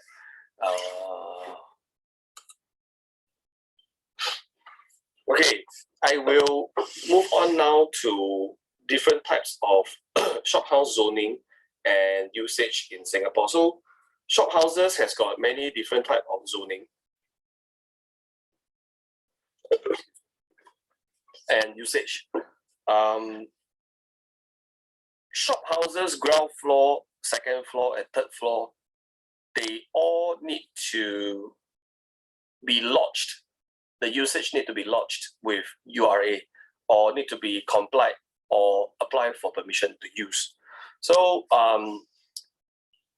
if you buy a shophouse in a good location, but you are unable to get the F&B approval for the ground floor, and your client wants to open a restaurant there, and if the approval is rejected, there's no way you can. I mean, you can appeal, but if they reject you a second time, there's no way you can actually get the approval. So again, shophouse has a different approach versus condo. It's actually deeper. So for F&B, right, if you want to apply for F&B, what are some of the criteria, right? You need to make sure that there's ample parking around that area. You need to make sure that the F&B quota around the area is not over, meaning your client goes to a street and then there is a lot of F&B and restaurants over there, business is bustling and all that, and then they acquire a shophouse because they want to build another, or they want to open another restaurant over there, but they're buying over something that is not F&B approval prior. It's actually a retail usage, right? It's not a given that you will definitely get the F&B approval. You need to apply. If there is not enough parking and there is too many overcrowding of F&B restaurant over there, URA has the right to reject, or URA actually likely would reject, because they want to. Singapore is very organized. They have a competition watchdog. They need to make sure that there is no overcrowding of one particular trade whereby it becomes very one-dimensional, unless it's a walking street whereby it's an F&B street, So you need to read up more into URA space, the website URA space, to understand more about usage. So I will share more on in this segment.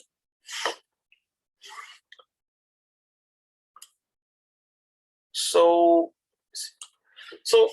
there is different types of shophouse in Singapore in terms of the conserved typography.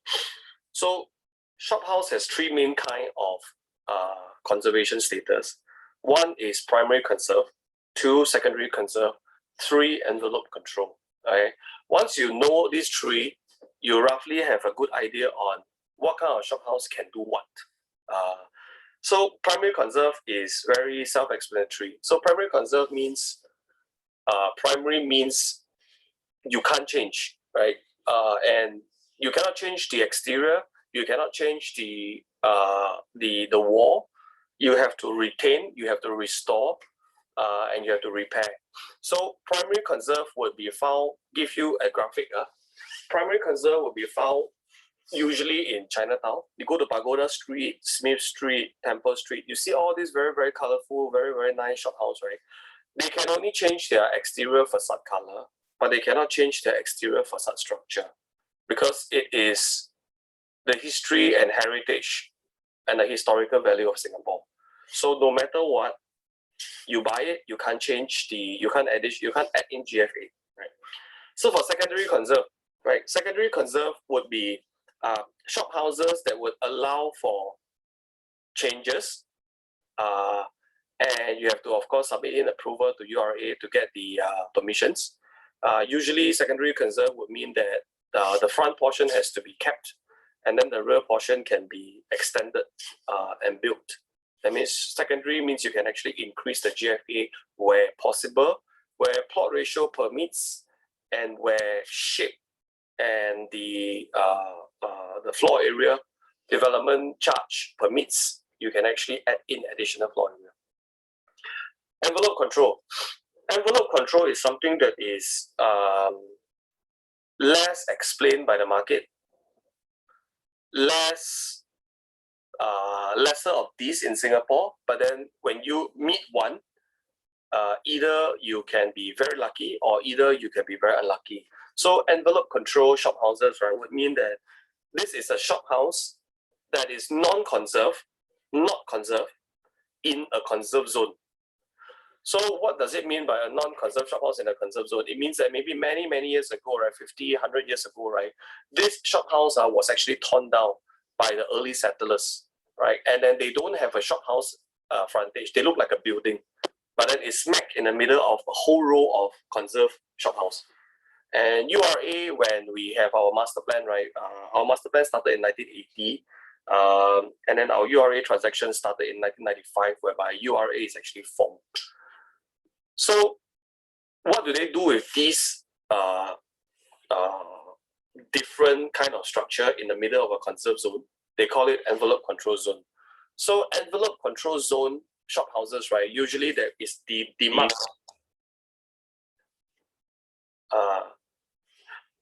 So envelope control zone, right, is usually demarked by a green color square in a master plan.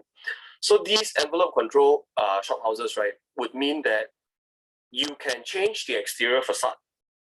You can also change the back, but you need to apply and let URA know, because URA has certain sets of guidelines that your builders and your architects needs to conform to. That means they will be more flexible on the design of even changing the exterior, but you need to actually do a lot of submissions. When I say you can get unlucky is maybe this street, the URA officer is very, very strict and then they don't allow you to change much. Or if you're lucky, you buy at another street whereby the street allows for, the streetscape allows for more changes, then your client can get very lucky. Because imagine in Amoy Street or in Club Street or in Pagoda Street, for example, imagine you have an envelope control site. That place is also beautiful area, but suddenly you have one building jutting up, taller than the rest. And it's a very expensive area for rental, right? But yet you have a bigger floor area because you're not restricted by the floor area, maximum floor area permissible, because yours is an envelope control unit, right? So when you build something so big, right, your rental is also much higher and your capital appreciation is much higher, because when you sell a shop house, right, you have to calculate all aspects, the land area, you also calculate the floor area also. So an envelope control site, right, if you meet with the right street, meet with the right officer, wow, you can actually enhance the shop house until very big, very nice, and you can sell for a lot of money. So there is 4 main zoning for shop house in Singapore. So this is actually self-explanatory. I think many of you will know already. So the beige color is actually residential. The purple color is residential with commercial and first story.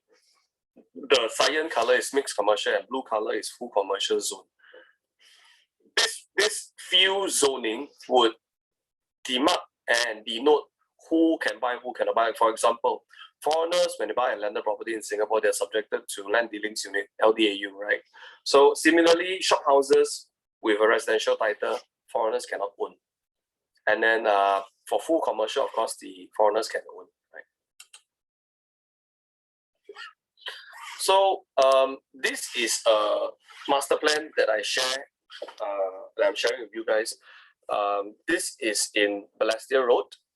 If you frequent Balestier Road for bak kut teh and all that, right, you'll be surprised to note that the entire stretch of Balestier Road, right, for all the look are so nice, so many years already, right, it's actually fall under mixed commercial zoning. The whole stretch is under mixed commercial zoning. So what does mixed commercial zoning means? Mixed commercial zoning means it is a hybrid. You can use for residential purpose, you also can use for commercial purpose. How does the ABSD calculate over here? It's very, very difficult to answer you. I will need to see the shop house and the permissible or the permitted usage over the last 3 to maybe even 9 years to ascertain whether ABSD is required for all of the entire block or ABSD is only required for the upper floors. Right, so mixed commercial shop houses, right, you need to check with IRAS and URA on ABSD guideline because it is flexible and it is non-fixed. This is a mixed commercial zone. So be very careful because Balestier is not a full commercial zone, because usually you would think that, oh, buy shop houses, no ABSD because it's a commercial property. But for mixed commercial zone, right, there could be. I'll give you an example. In Balestier Road, there is a lot of student hostel or service apartment. Service apartment are usually considered as residential usage by URA. So when it is a residential usage, sure you have ABSD payable. So for a non-individual entity, you need to pay 25 plus 4%, assuming that the price is above $1 million, where it's likely. So 25 plus 4, you need to pay 29% for ABSD. But if it is a shop house in Balestier Road that is under mixed commercial zoning, but yet it is primarily used for commercial purpose for the last 3, 9, or even 15 years, right? Like, for example, a hotel, a boutique hotel. A boutique hotel is a commercial entity, it's a commercial usage business, right? So that shop house over here would be considered to be no ABSD. Obviously, you need to justify with URA. There's a lot of justification with URA in order to waive the ABSD requirement. But this is something that is more technical. If you all have any of this kind of case, then you'll probably have to see me personally to discuss further before I can give your opinions. Otherwise, the examples and the scenarios is too many to share over here. But just know that Balestier is actually mixed commercial. This is Jalan Besar area. I shared this to show you all. In this Little India area, right, how many colors are there? Right, there is mixed commercial zone. There is dark blue, full commercial zone. There is also the pink color residential with first story commercial. And of course, the beige color residential, those are not shop houses. Those are either condominiums or HDB around there. Right? So in this area alone, right, there is 3 kinds of different shop houses. So can you imagine if you bring your client, you try and bring your clients to Jalan Besar, for example, and then to co-block with someone, or you meet an owner, he wants to sell a shop house. You need to be very, very clear exactly which zone he falls into in order to advise on ABSD or advise on whether it's suitable for their usage or not. It's very important to note because there is a lot of difference in different zonings. Okay, this is the area which is in CBD, District 1, right? CBD mainly is full commercial, if you can see. In fact, I don't think so there's any mixed commercial or residential with first story commercial. The pink color that you see over here, these are all mixed developments. These are, some of them are condo developments with shop downstairs. Some of them are basically just mixed developments. So you can see that why it is so expensive and so prime is because all the foreigners and all the private equity funds and family offices and all the ultra high net worth, they play here. This is the area whereby per shop house you can go between 16, 18 million to 25 or even 30 million depending on the size. If you buy a row of shop houses around here, this area you can even go up to about 80, 90 million depending on how many units is there in a row. So this is translated as the gold hue of shop house in Singapore.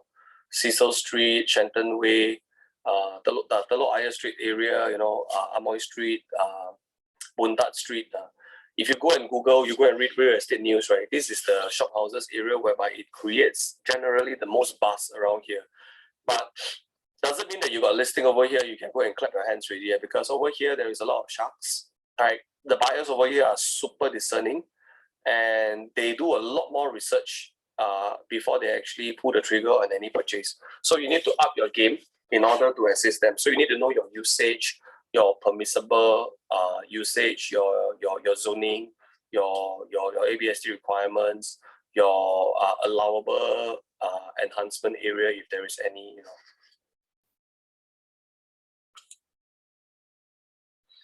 Okay, now I will touch a little bit more on primary conserve very quickly. What is primary conserve? So primary conserve shop houses, some examples behind, right? The old kind, you see the Zhonghua Huiguan and all that, right? And then what Fuzhou, Hongshi, Gonghui and Huiguan, all this, right? You are not allowed to change the exterior facade. You are not allowed to remove the traditional building signage. Even the carvings and the phoenix and the dragon and all these carvings that is on the shop house, right? You're not allowed to patch or change. You must follow the building height control.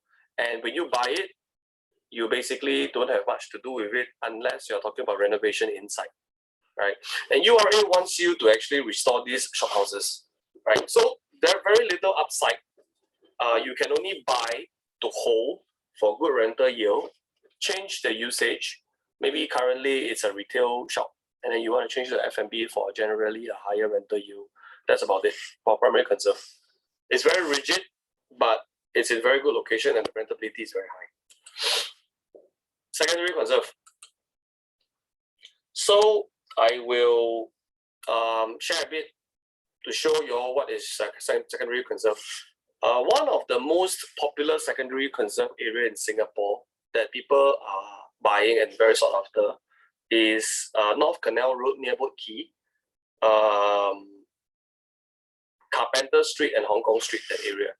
This is a secondary conserve site whereby you are generally allowed to change the rear. That means you can do a rear extension, keeping the exterior facade, doing a rear extension to increase the floor area. Either, if you find an owner who owns a pair, for example, what can you do with this pair? When you find an owner with a pair, maybe you can actually apply for an extension of the rear. It can be converted into becoming a backpacker hostel or a boutique hotel. This is very, very suitable for a lot of funds and high net worth individual who is looking to buy and develop. So you can actually increase the value of the property after you do all these works. And it's very sought after because of their ability to enhance the GFA. This one, okay, envelope control site. So envelope control site, right, is, okay, sorry, let me just share this screen again.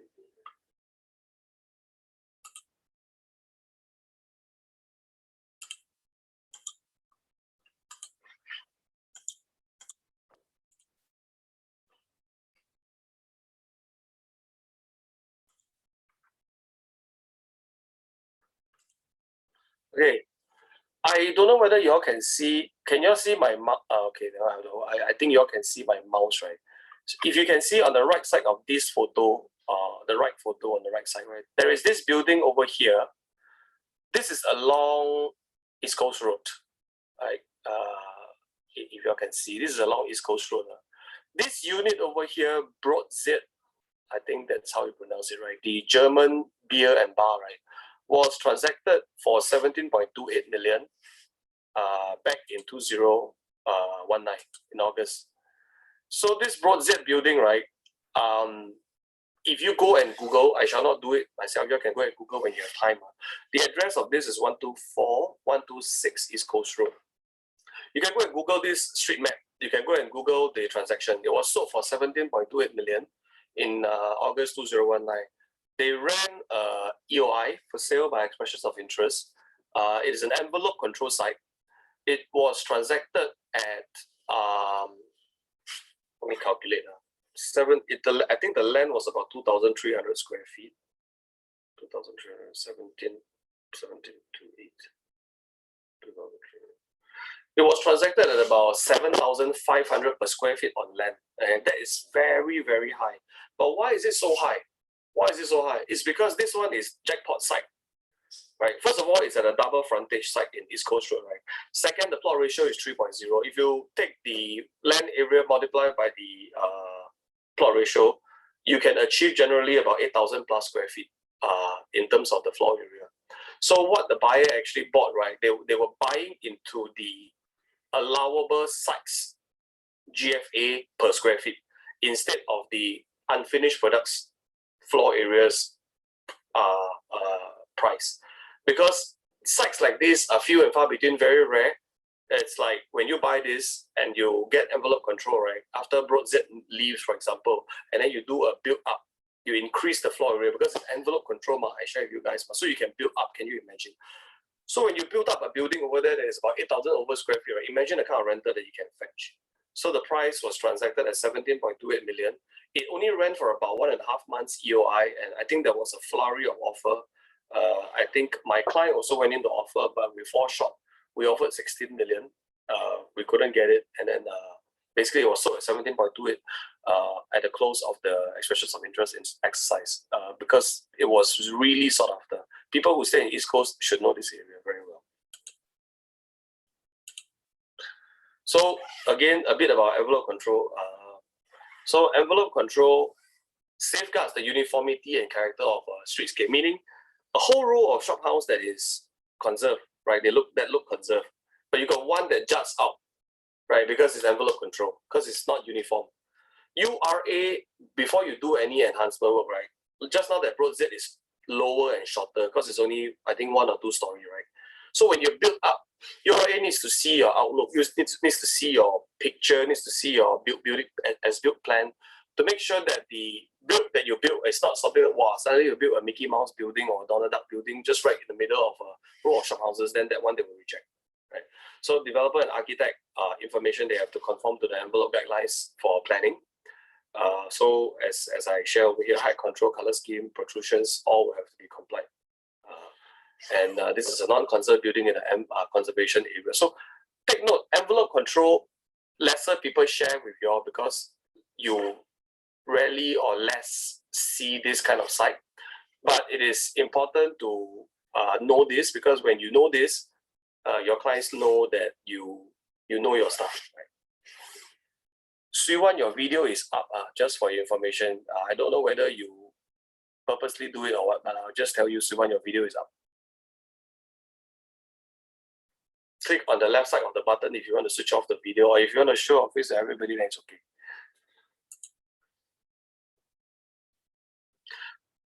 This is the site for 124 East Coast Road, and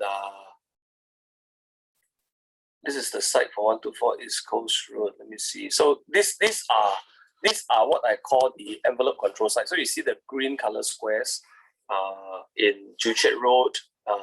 This is, if you can see my mouse, I think this is the 124 East Coast Road.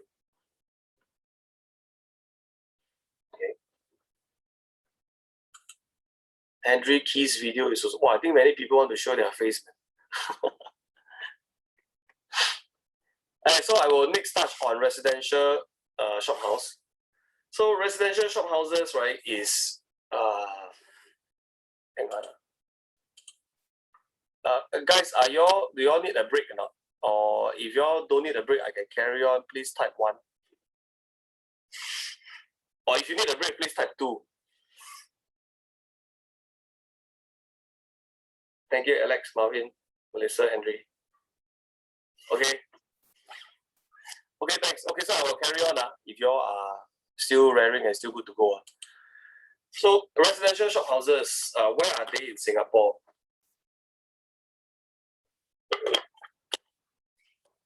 So so many beautiful shophouses you see in Singapore, right? Not all of them are actually for commercial usage. I would say that the residential shophouses in Singapore are the most beautiful, I'll tell you guys. Okay, you have the small courtyard or in Joo Chiat, right? You see nice, very nice colors, and then you have air wells inside with beautiful natural light and all. It's really, really very, very enchanting. I love it very much. It's very quaint. These are found in Cane Hill, Emerald Hill, Blair Road near to Bukit Merah, Blair Road, Joo Chiat. But when you have a listing like that, right, it's also very problematic because it's not easy to sell because the audience is very niche. But when you hit the audience, right, they will pay you a premium. So you need to be very, very careful when you actually brings in a residential shophouse listing.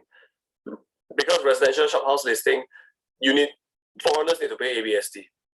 PR cannot buy, they need to buy. They need to apply. Foreigners need to pay. Foreigners cannot buy, they need to apply LDAU. PR cannot buy, they need to apply LDAU. Only locals can buy, or foreigners or PRs who has gotten their LDAU. As you know, foreigners and PRs who's gotten LDAU, right? If they can get their approval, usually they will try and buy a landed house, right? A big land, 6,000 square feet, 8,000 square feet, 15,000 square feet at GCB. There are some foreigners, right? My experience is Chinese. They see this kind, they will buy because if they can get an LDAU approval, because they feel that buying a shop house in Emerald Hill, for example, for about 10 million or 12 million, right, is much more better than buying a GCB that costs 35, 50 million, because it's a very special home, right? It's a very special home, and it's very, very enchanting, and it's very, very quaint. But the audience is not many, few and far between, so you need to be very careful. So all this is ABSD payable. If your client has got 1 or 2 condo or 3 condo and they want to buy a residential shop house, take note that they have to pay ABSD. Okay, Ken has done a renovation work at Emerald Hill. Very nice, very nice. Yeah. So okay, Jennifer, Onan Road, yeah, correct. A lot of Angmo like it, that's correct. Yeah, I like it very much as well. But one thing that y'all can take heart is if y'all like this kind of shop house and y'all yourself want to buy this kind of shop house, right? They are not very high quantum, right? They are affordable, I can say. Okay, they are affordable, mainly due to the fact that foreigners cannot buy. So price never really go up. So these residential shop houses, right? Unless you're talking about Emerald Hill, which is the best in Singapore for residential shop house, Joo Chiat, Onan Road, all this, right? For about 4 mil, 3 point something, sometimes low 3, you can get one already for your own use or your own stay. So you can consider to buy this. Okay, mixed commercial shop houses. So mixed commercial shop houses, usually you will find along East Coast Road, Balestier, Tiong Bahru, Geylang area has got also a lot of mixed commercial. Geylang has got very diverse, it's got full commercial, has got mixed commercial, has got full residential shop houses with coffee shop usage downstairs. That one is very, very special. Okay, so I cannot share with you all or teach you all or guide you all one rule for everything, right? There's a lot of deep diving research that you need to do, that you need to be proficient in this before you can actually advise better. So that's the reason why we are sharing now. At least you have a basic concept and principle. Residential with commercial and first story race course road, you will find a lot. River Valley has a lot. River Valley, the River Valley shop house with the 5-star Hainanese chicken rice in, and I think the is it Spargo? Spargo closed already. I think that River Valley shop house that area, those are residential with commercial and first story. Those need ABSD is payable. So even though location is very good, rental is very good, you need to so far good day, correct. So those you need to pay ABSD. So can you imagine when your residential with commercial at first story means if it is a 4-story shop house and your ground floor is a restaurant, for example, and the ground floor area GFA has no ABSD payable, but your the bigger the taller it is, as your second, third, fourth floor area, right? You have to calculate the valuation and you have to pay ABSD on it. So it's very correct. Thanks, Melissa. Correct. So it's very expensive. right? And you need to factor in ABSD for these kind of shophouses. So you can see why some beautiful location shophouse, maybe even in a corner located unit, right, still cannot sell after a long time. Even though the location is so good, it's because the zoning, no choice, too much ABSD payable. So you can only lease out or you have to sell cheaper.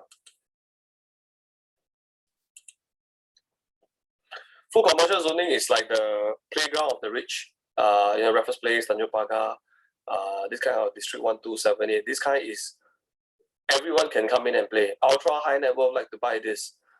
Even better if it is secondary conserved in full commercial zoning. And just now I already explained why already. If you put 2 and 2 together, you realize that this is the playground for the rich because there is a lot of flipping around here. A lot of flipping. Jennifer, Killiney Road, I think is not full commercial. Killiney Road, I think it's mixed commercial. You can check a master plan. I'm not very confirmed, but you can check Killiney Road. I think Killiney Road could be residential residential commercial first story also.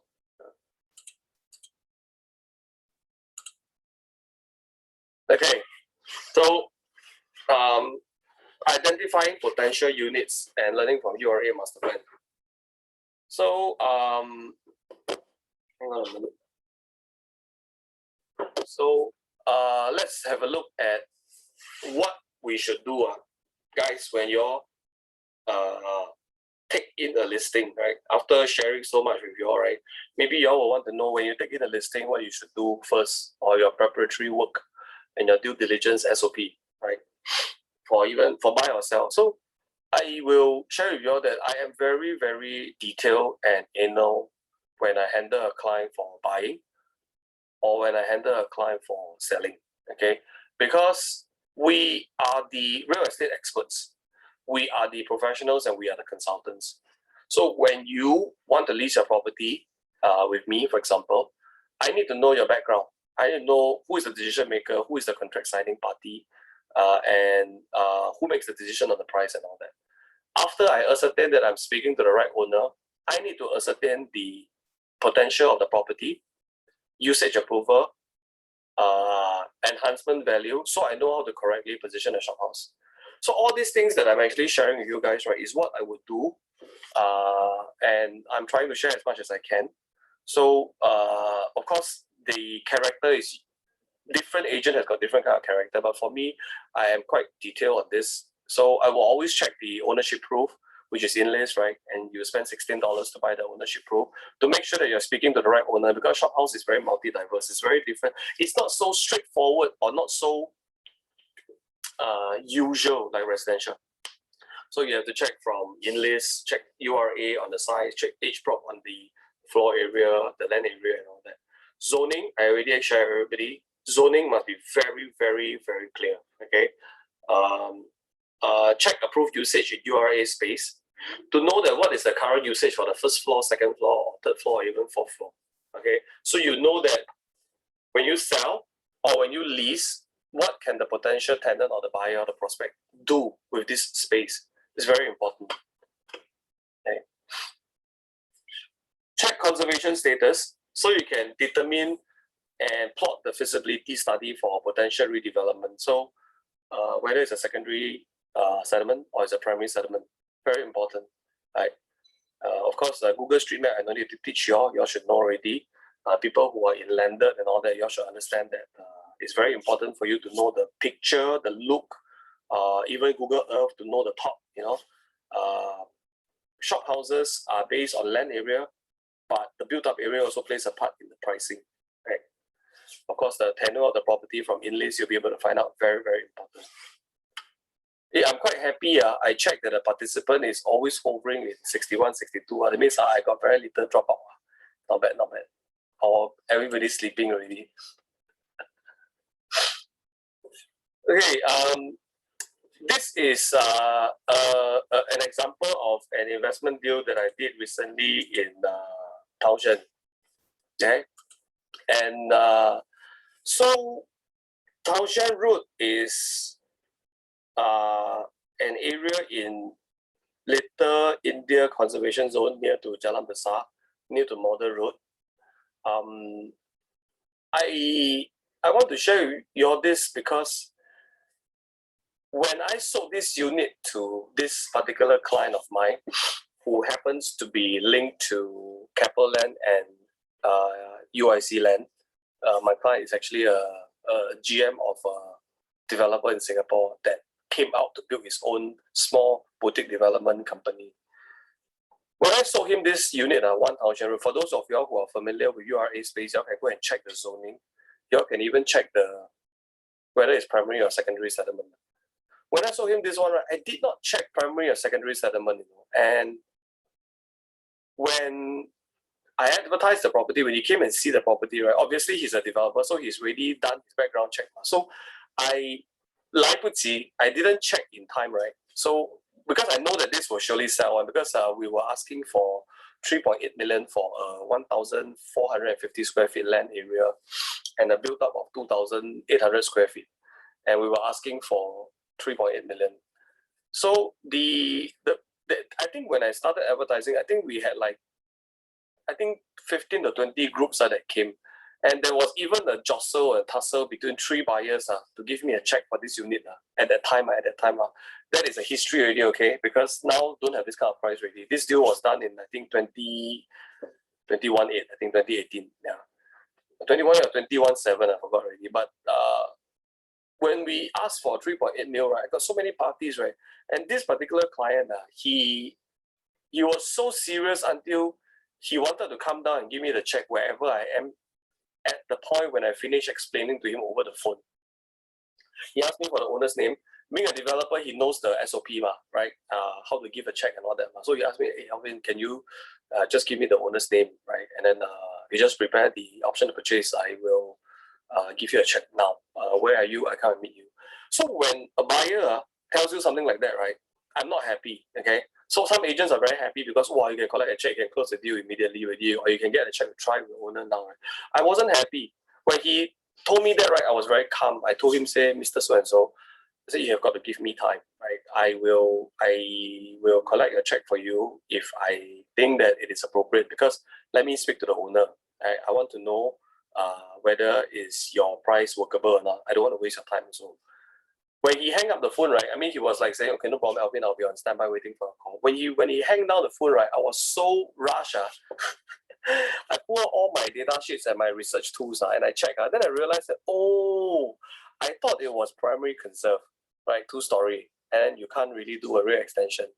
Then I realized that, wow, actually it's a secondary settlement whereby DC is also waived for this, the development charge is also waived. That means to say that this is a Huangjing, this is the unit number is number 1, and it's a corner unit whereby you can actually build up to 5-story at the back. So, wow, he was like really behu, want to rush down and give me the check, whereby I was like, I hold him, right? So I had offers of 3.1, 3.2, 3.3. Eventually he was the one that got the deal when we transacted at 3.5 million. If you all check in the market right now, he bought it for 3.5. Now this property is probably worth about 6.5 to 7 million. If you put in 1 million construction cost, you would have made about $1 or $2 million. Okay. So I just share this example with you. Going through your chats. Yeah, correct, Alex. Yeah, he wholesale. So, but he wholesale, right? He also didn't. I mean, he thanked me for the option, but being developer, they are a bit emotionless. So after he thanked me, he didn't really appoint us as the exclusive to sell years later. But he was just appreciative, and then he asked me if there's any others, can let him know. So anyway, my point is to check your primary or secondary settlement. Very important. You may actually be marketing something that is very good, but you do not know there's intrinsic value. So I will run through very quickly. URA space, you can check planning permission. This one you all should know. Under the all applications, so you can see all your planning permissions on Shophouse. And then allowable usage, what can be allowed or what can be considered. Those that is not supported, no need to try. Those that say subject to evaluation, you can actually put up an approval to try. Allowed, no need to try, you will sure be able to get it. But yeah. Okay, alternatively, HProp provides a tool over here that allows you to check your frontage, your depth, and your size of your land.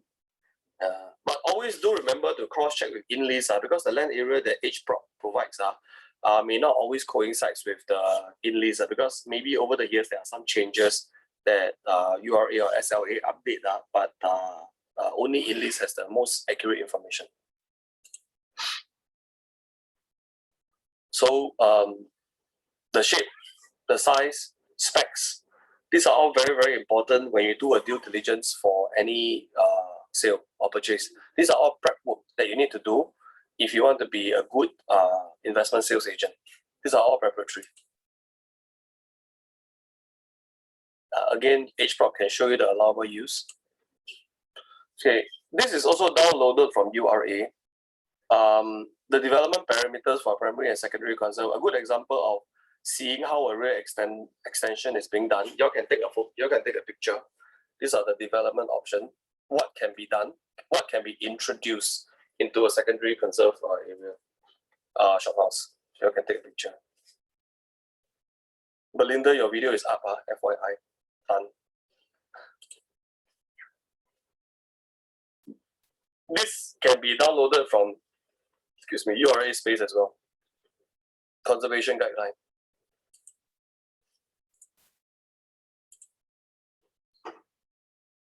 Okay, so now I'll go into very quickly transaction trend of shop house in Singapore.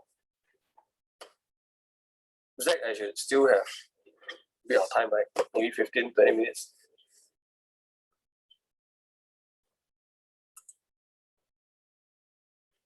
Okay, you guys can actually go to HProp and check the past transactions of shop houses in Singapore. This is an old slide, so you all can check the latest updated one.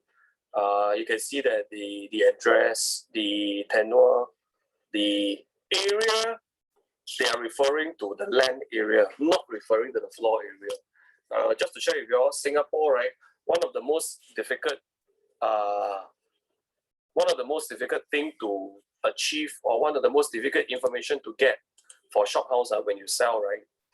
It's the floor area of a shop house. Logically, right? I mean, shop house can be different kind of shape, different kind of build up. So URA don't have a record of the build up, and you're unable to find it.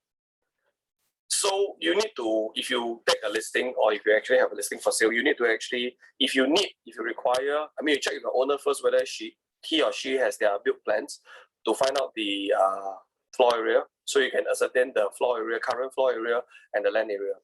If the owner also don't have, because it's a very old uncle or old auntie or old family wealth, right?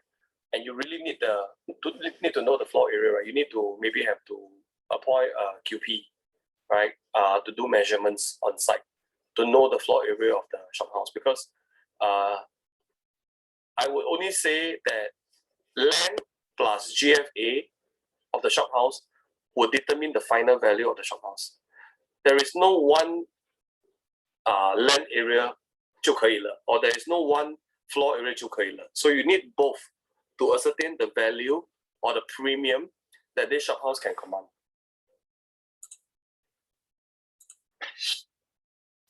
Yeah. So generally in Singapore, right, the PSF is based on land for shop house in Singapore. So if you see on newspaper, right, oh, record breaking PSF, all these are all based on land. But they're very unfair because some shop houses has got bigger floor area than the rest. So when you see a very high quantum transactions, always remember to check back on the floor area of the unit. Maybe the floor area is very, very big. This is just some of the trends that I extracted from URA in 2019. You can go and check. It's going up. After it came down a little bit, and now I think it's shooting up again already. This is the transaction volume. Again, same shape, but it's now going up.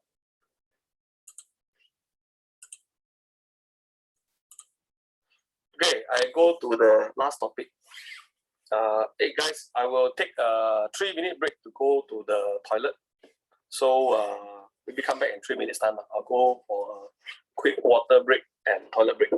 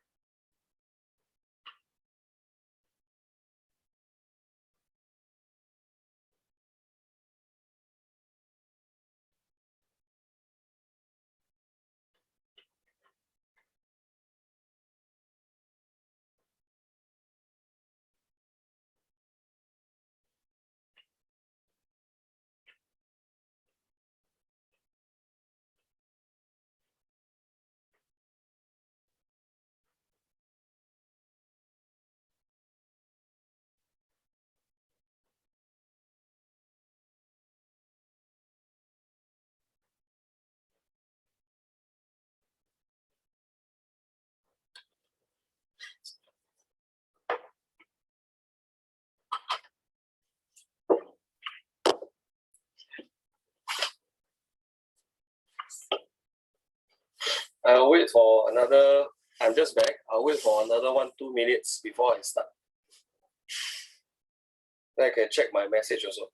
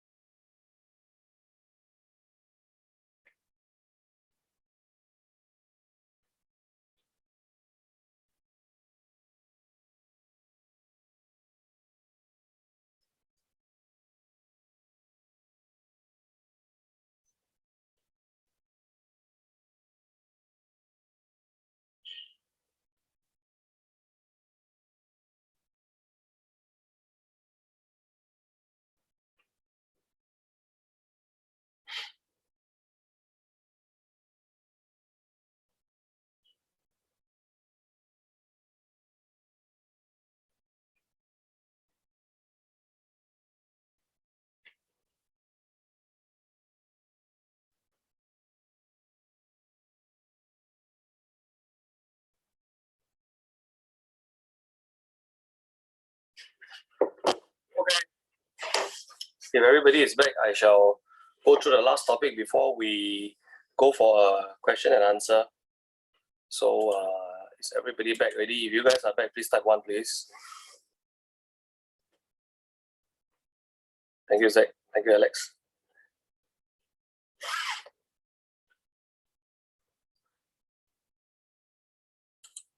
Okay, 应该是挺多了哈。So I shall carry on now. Thank you everybody for your support. Typing 1. Thank you, Wilson. Okay, so we'll talk about AEI. Okay, so guys, before I go on, I want to share that I think this preeminent group is very, very organized, and all these trainings are organized through efforts of the leaders, and y'all must really appreciate, because some of these lessons online are really not taught on company level basis, because ERA has got 8,000 over agents. Not all the good agents that is in the market are actually teaching now, because there is only limited amount of slots. So some people has got GCB expertise, some people has got commercial expertise, some people has got HDB rental expertise, and they are very, very good at it, right? Maybe sometimes even better than the current trainers that you see, right, that are found in preeminent group, right? You all must attend this training, because some of these things are like the heartfelt sharing of the leaders, of the agents. So you can improve yourself. So my session today we've arranged with Zach, right? Our group DD, right, was supposed to be a face-to-face one, physical in the auditorium in ERA APAC. But I think that now over Zoom we've got maybe 60 turnout also, not too bad. Okay, I will carry on already. AEI. So asset enhancement initiative, what is this? Asset enhancement means an asset that is being enhanced, initiative to do this, or what work can be done to do this, right? This term is used by real estate funds and family offices very often, because it's a generic term to determine whether this property has got potential upside or not, right? So I'll share what are some of their SOPs and their secrets. So using the example that I say 1000 Road, this is a very good example of how a developer who is an investor, right, source a property, right? So again, all these tools that are available publicly for real estate agents, right, are tools that you all need to use, you all need to assess, and you all need to master it. Otherwise, don't tell me you are doing shop house. At the most, I can only say you're just marketing a shop house. You're not in the shop house sector. Because it's very important for you to be value adding your client, right? So if you understand AEI, you would know a lot about usage, shape, zonings, and basically potential upside when you calculate plot ratio. So real estate funds, they always love to find this kind of older property that are located in fantastic location. Why older property is because some of these older property are owned by, I give you an example, maybe in Carpenter Street or Hong Kong Street, right? Many years ago in the 50s, 60s, right? That place has got a lot of rice merchant. So rice merchants, family wealth, maybe great-grandfather passed down the shop house. Now, rice merchants are no longer so sought after already, right? Maybe it's a sunset industry, right? So this kind of families, right, maybe they want to divest. And maybe they are not so well versed in real estate. So funds like to go and pick this kind of property for a better price, for example, and then they will restore it for maximum return later. They may even, in Carpenter Street and Hong Kong Street, right, the shop houses lease are 99-year leasehold, so they might even top up lease, pay premium top up lease, and then sell it for a higher price. But of late, right, especially after the COVID or during this COVID period, right, a lot of funds are not really moving because construction cost has rise about 150% already. So unless the price is very, very low, it would not make a very good investment. So they are more careful on searching the right property now. That means to say if it is too old and too dilapidated, right, they really will offer and slash very, very low prices. They will usually like it if the property is more or less built up with a certain structure. Then they will more likely choose this kind, and they will pay more premium for this because construction cost has gone up so much. So this is an example of a shop house that is enhanced. This number 35 that you see actually belongs to a client of mine. This is a pair of shop house that has got their rear extended.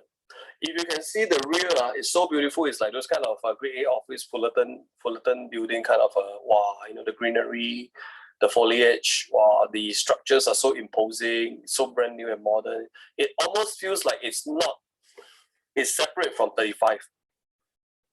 But this is actually a part of 35. This is the rear extension. This is a good example of a rear extension. Okay, makes it very nice. Yes, secondary sediment. Secondary sediment annex. So this is North Canal Road. Jason, your video is up for your information. Jason Huang. So secondary sediment here. I'll show you an example. Okay, so this is from another angle. You see that the extension is very, very imposing. It's built up to 6-story.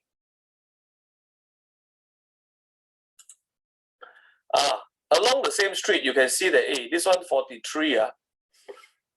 This one is like really not maximized or not built up yet. So you can see that there is high, low, high, low, high, low. So after I share with you and I teach you for like last 2 hours, right? This unit, right, would be something that the funds will like to buy. Assume, but you also must understand one thing. The smaller the current GFA is, right, the more you have to add to maximize the floor area, the more development charge you have to pay. So everything has to align. The sun, the moon, the stars has to align. So buying something that is so small size, right, and then increasing it to the max potential, right, you might need to add in another 4,000 square feet, for example, and then using the current parameters for DC, you have a DC parameter table on URA, right? If you add it in, it would maybe put in another extra 3-4 million Sing dollars into a construction cost. That one you need to start to recalibrate and recalculate and see whether is it really worth it or not. So a lot of things to consider, but you at least you guys have an idea on what you can add, secondary you can add. This is another project that I'm doing. Let me see. Okay, this is another project that I'm doing in Geylang. I shall not share which address it is, but I am doing a rear extension with my architects and consultant on increasing a rear extension rebuild to 6-story. So the current building is like that. We strip off the back, we apply with URA, put in the columns and all that, and restore. we have some plans with this building. We're going to change the usage. We're going to change the usage approval into the most optimal use for our business, and it should be quite imposing when it's done. My construction cost for this, we were quoted about, pre-COVID it was about 1.6 million. I think now after COVID they are quoting us about 2.8 to 3 million. It's very, very, and the downtime is more, very expensive.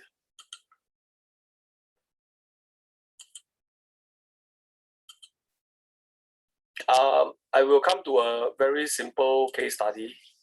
So these are some of the transactions that they featured me on the newspaper for some noteworthy transactions in Singapore.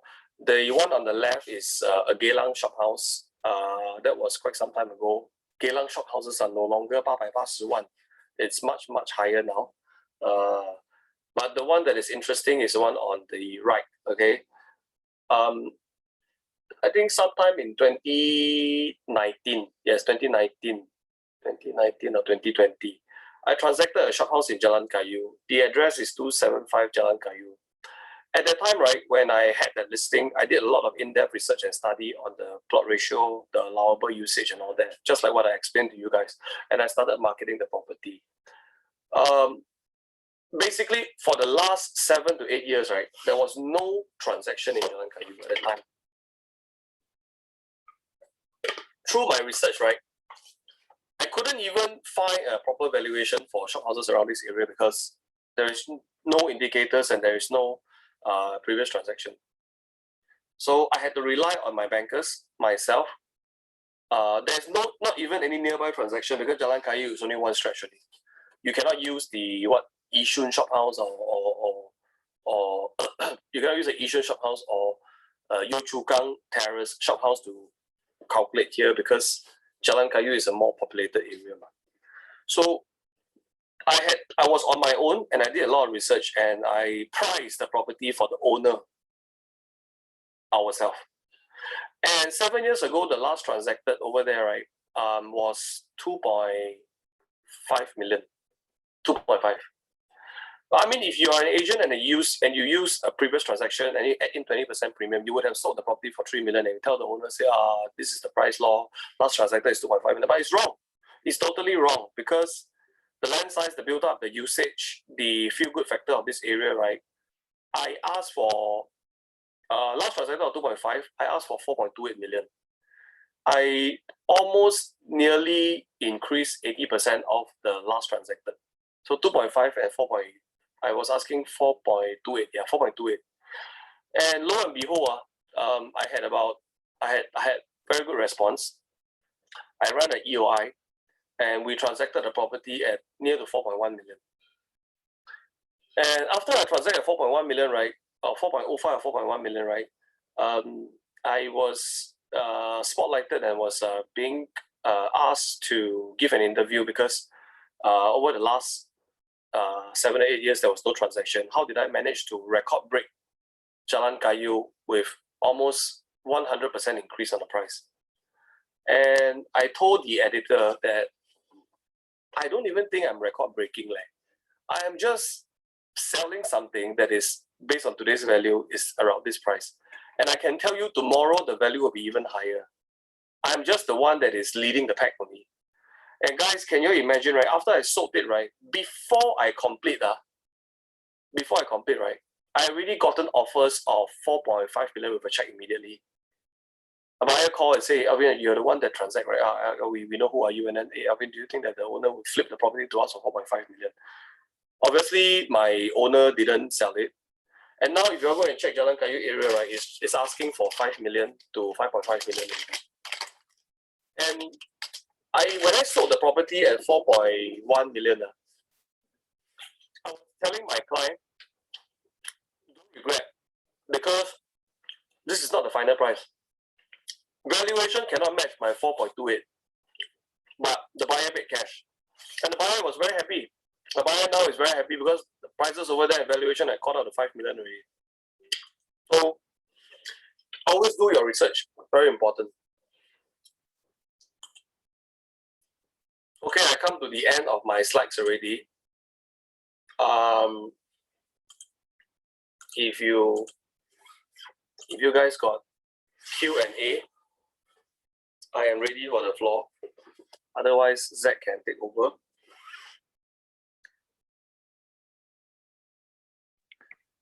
All right, guys, if you got any question, you can type inside the chat group. If not, you can unmute yourself. You can... Yeah, I can ask question, no problem. Yeah, you can ask question. You can just unmute yourself. One family, be a bit more informal. How is it, Zach? Okay? Very good. Okay. No questions, Let me see. Oh, are you typing? Okay. Yeah, they're typing. Thank you, Alex. Thank you, Henry.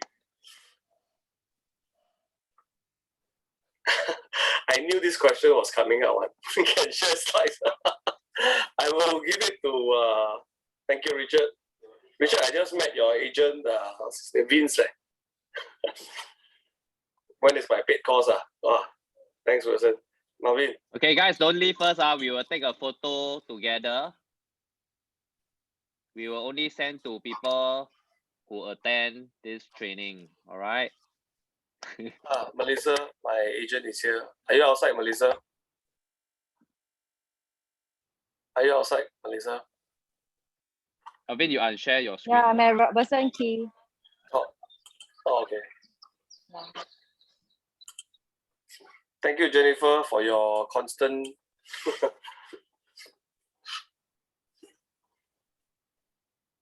So what are we supposed to do, bro?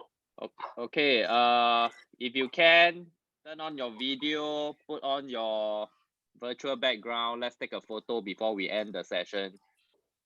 Okay, Alvin, thank you very much for sharing. Very insightful. I believe our agents learn a lot. So I strongly encourage all of you. I think moving forward, if you have got other concern about or any other questions about Shophouses investment sales, you should directly contact Alvin as well. Okay, if you have got certain deals, I think he will be very glad to work together with you, right? Okay. Let me just take a photo. Hold on. Okay, come guys. If you don't mind, turn on your video. Fast one. Okay, yeah. Helvin Low, damn good sharing. Thank you very much. All right. Okay, later we will post it up on social media, then give your feedback, okay, your testimonial on social media, all right? Okay, look at the screen. Ready? 1, 2, 3. All right, hold on. I got 2 pages. Hold on. 1, 2, 3.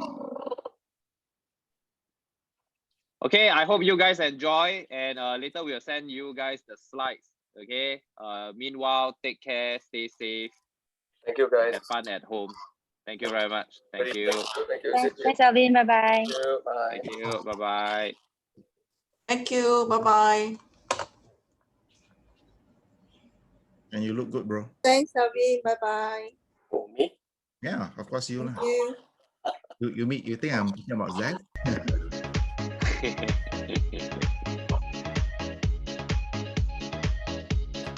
So thanks for sharing, Jimmy. Yeah, no problem. Thank you, everybody. Bye. Hey, right, Jimmy. Go.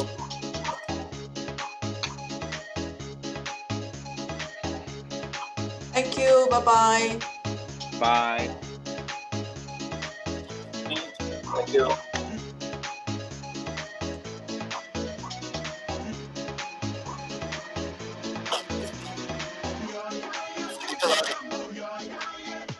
Hey, Alvin got music or not? Have, right? 你在哪里啊 Nancy? I asked Nancy to attend. She just basically post the video like, wow, which is not even here.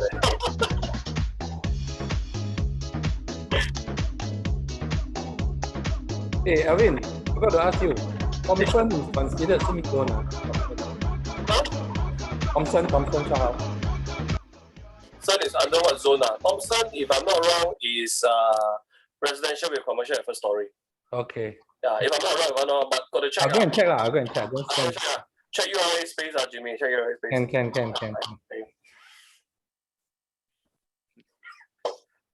Okay, guys, we have ended our event. You can leave the webinar, the training already. Okay, thank you everybody. All right. Alvin, we do a fast review lah. Okay. So all these people just turn on the video and leave it there. Is it? Okay, bye guys.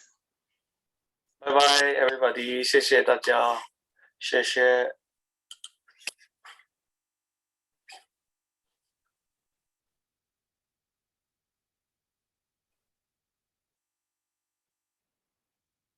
Never mind, let me remove them. Maybe they are at the restroom. Who's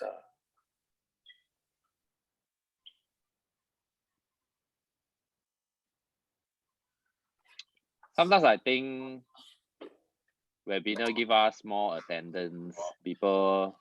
I wanted to say that, bro.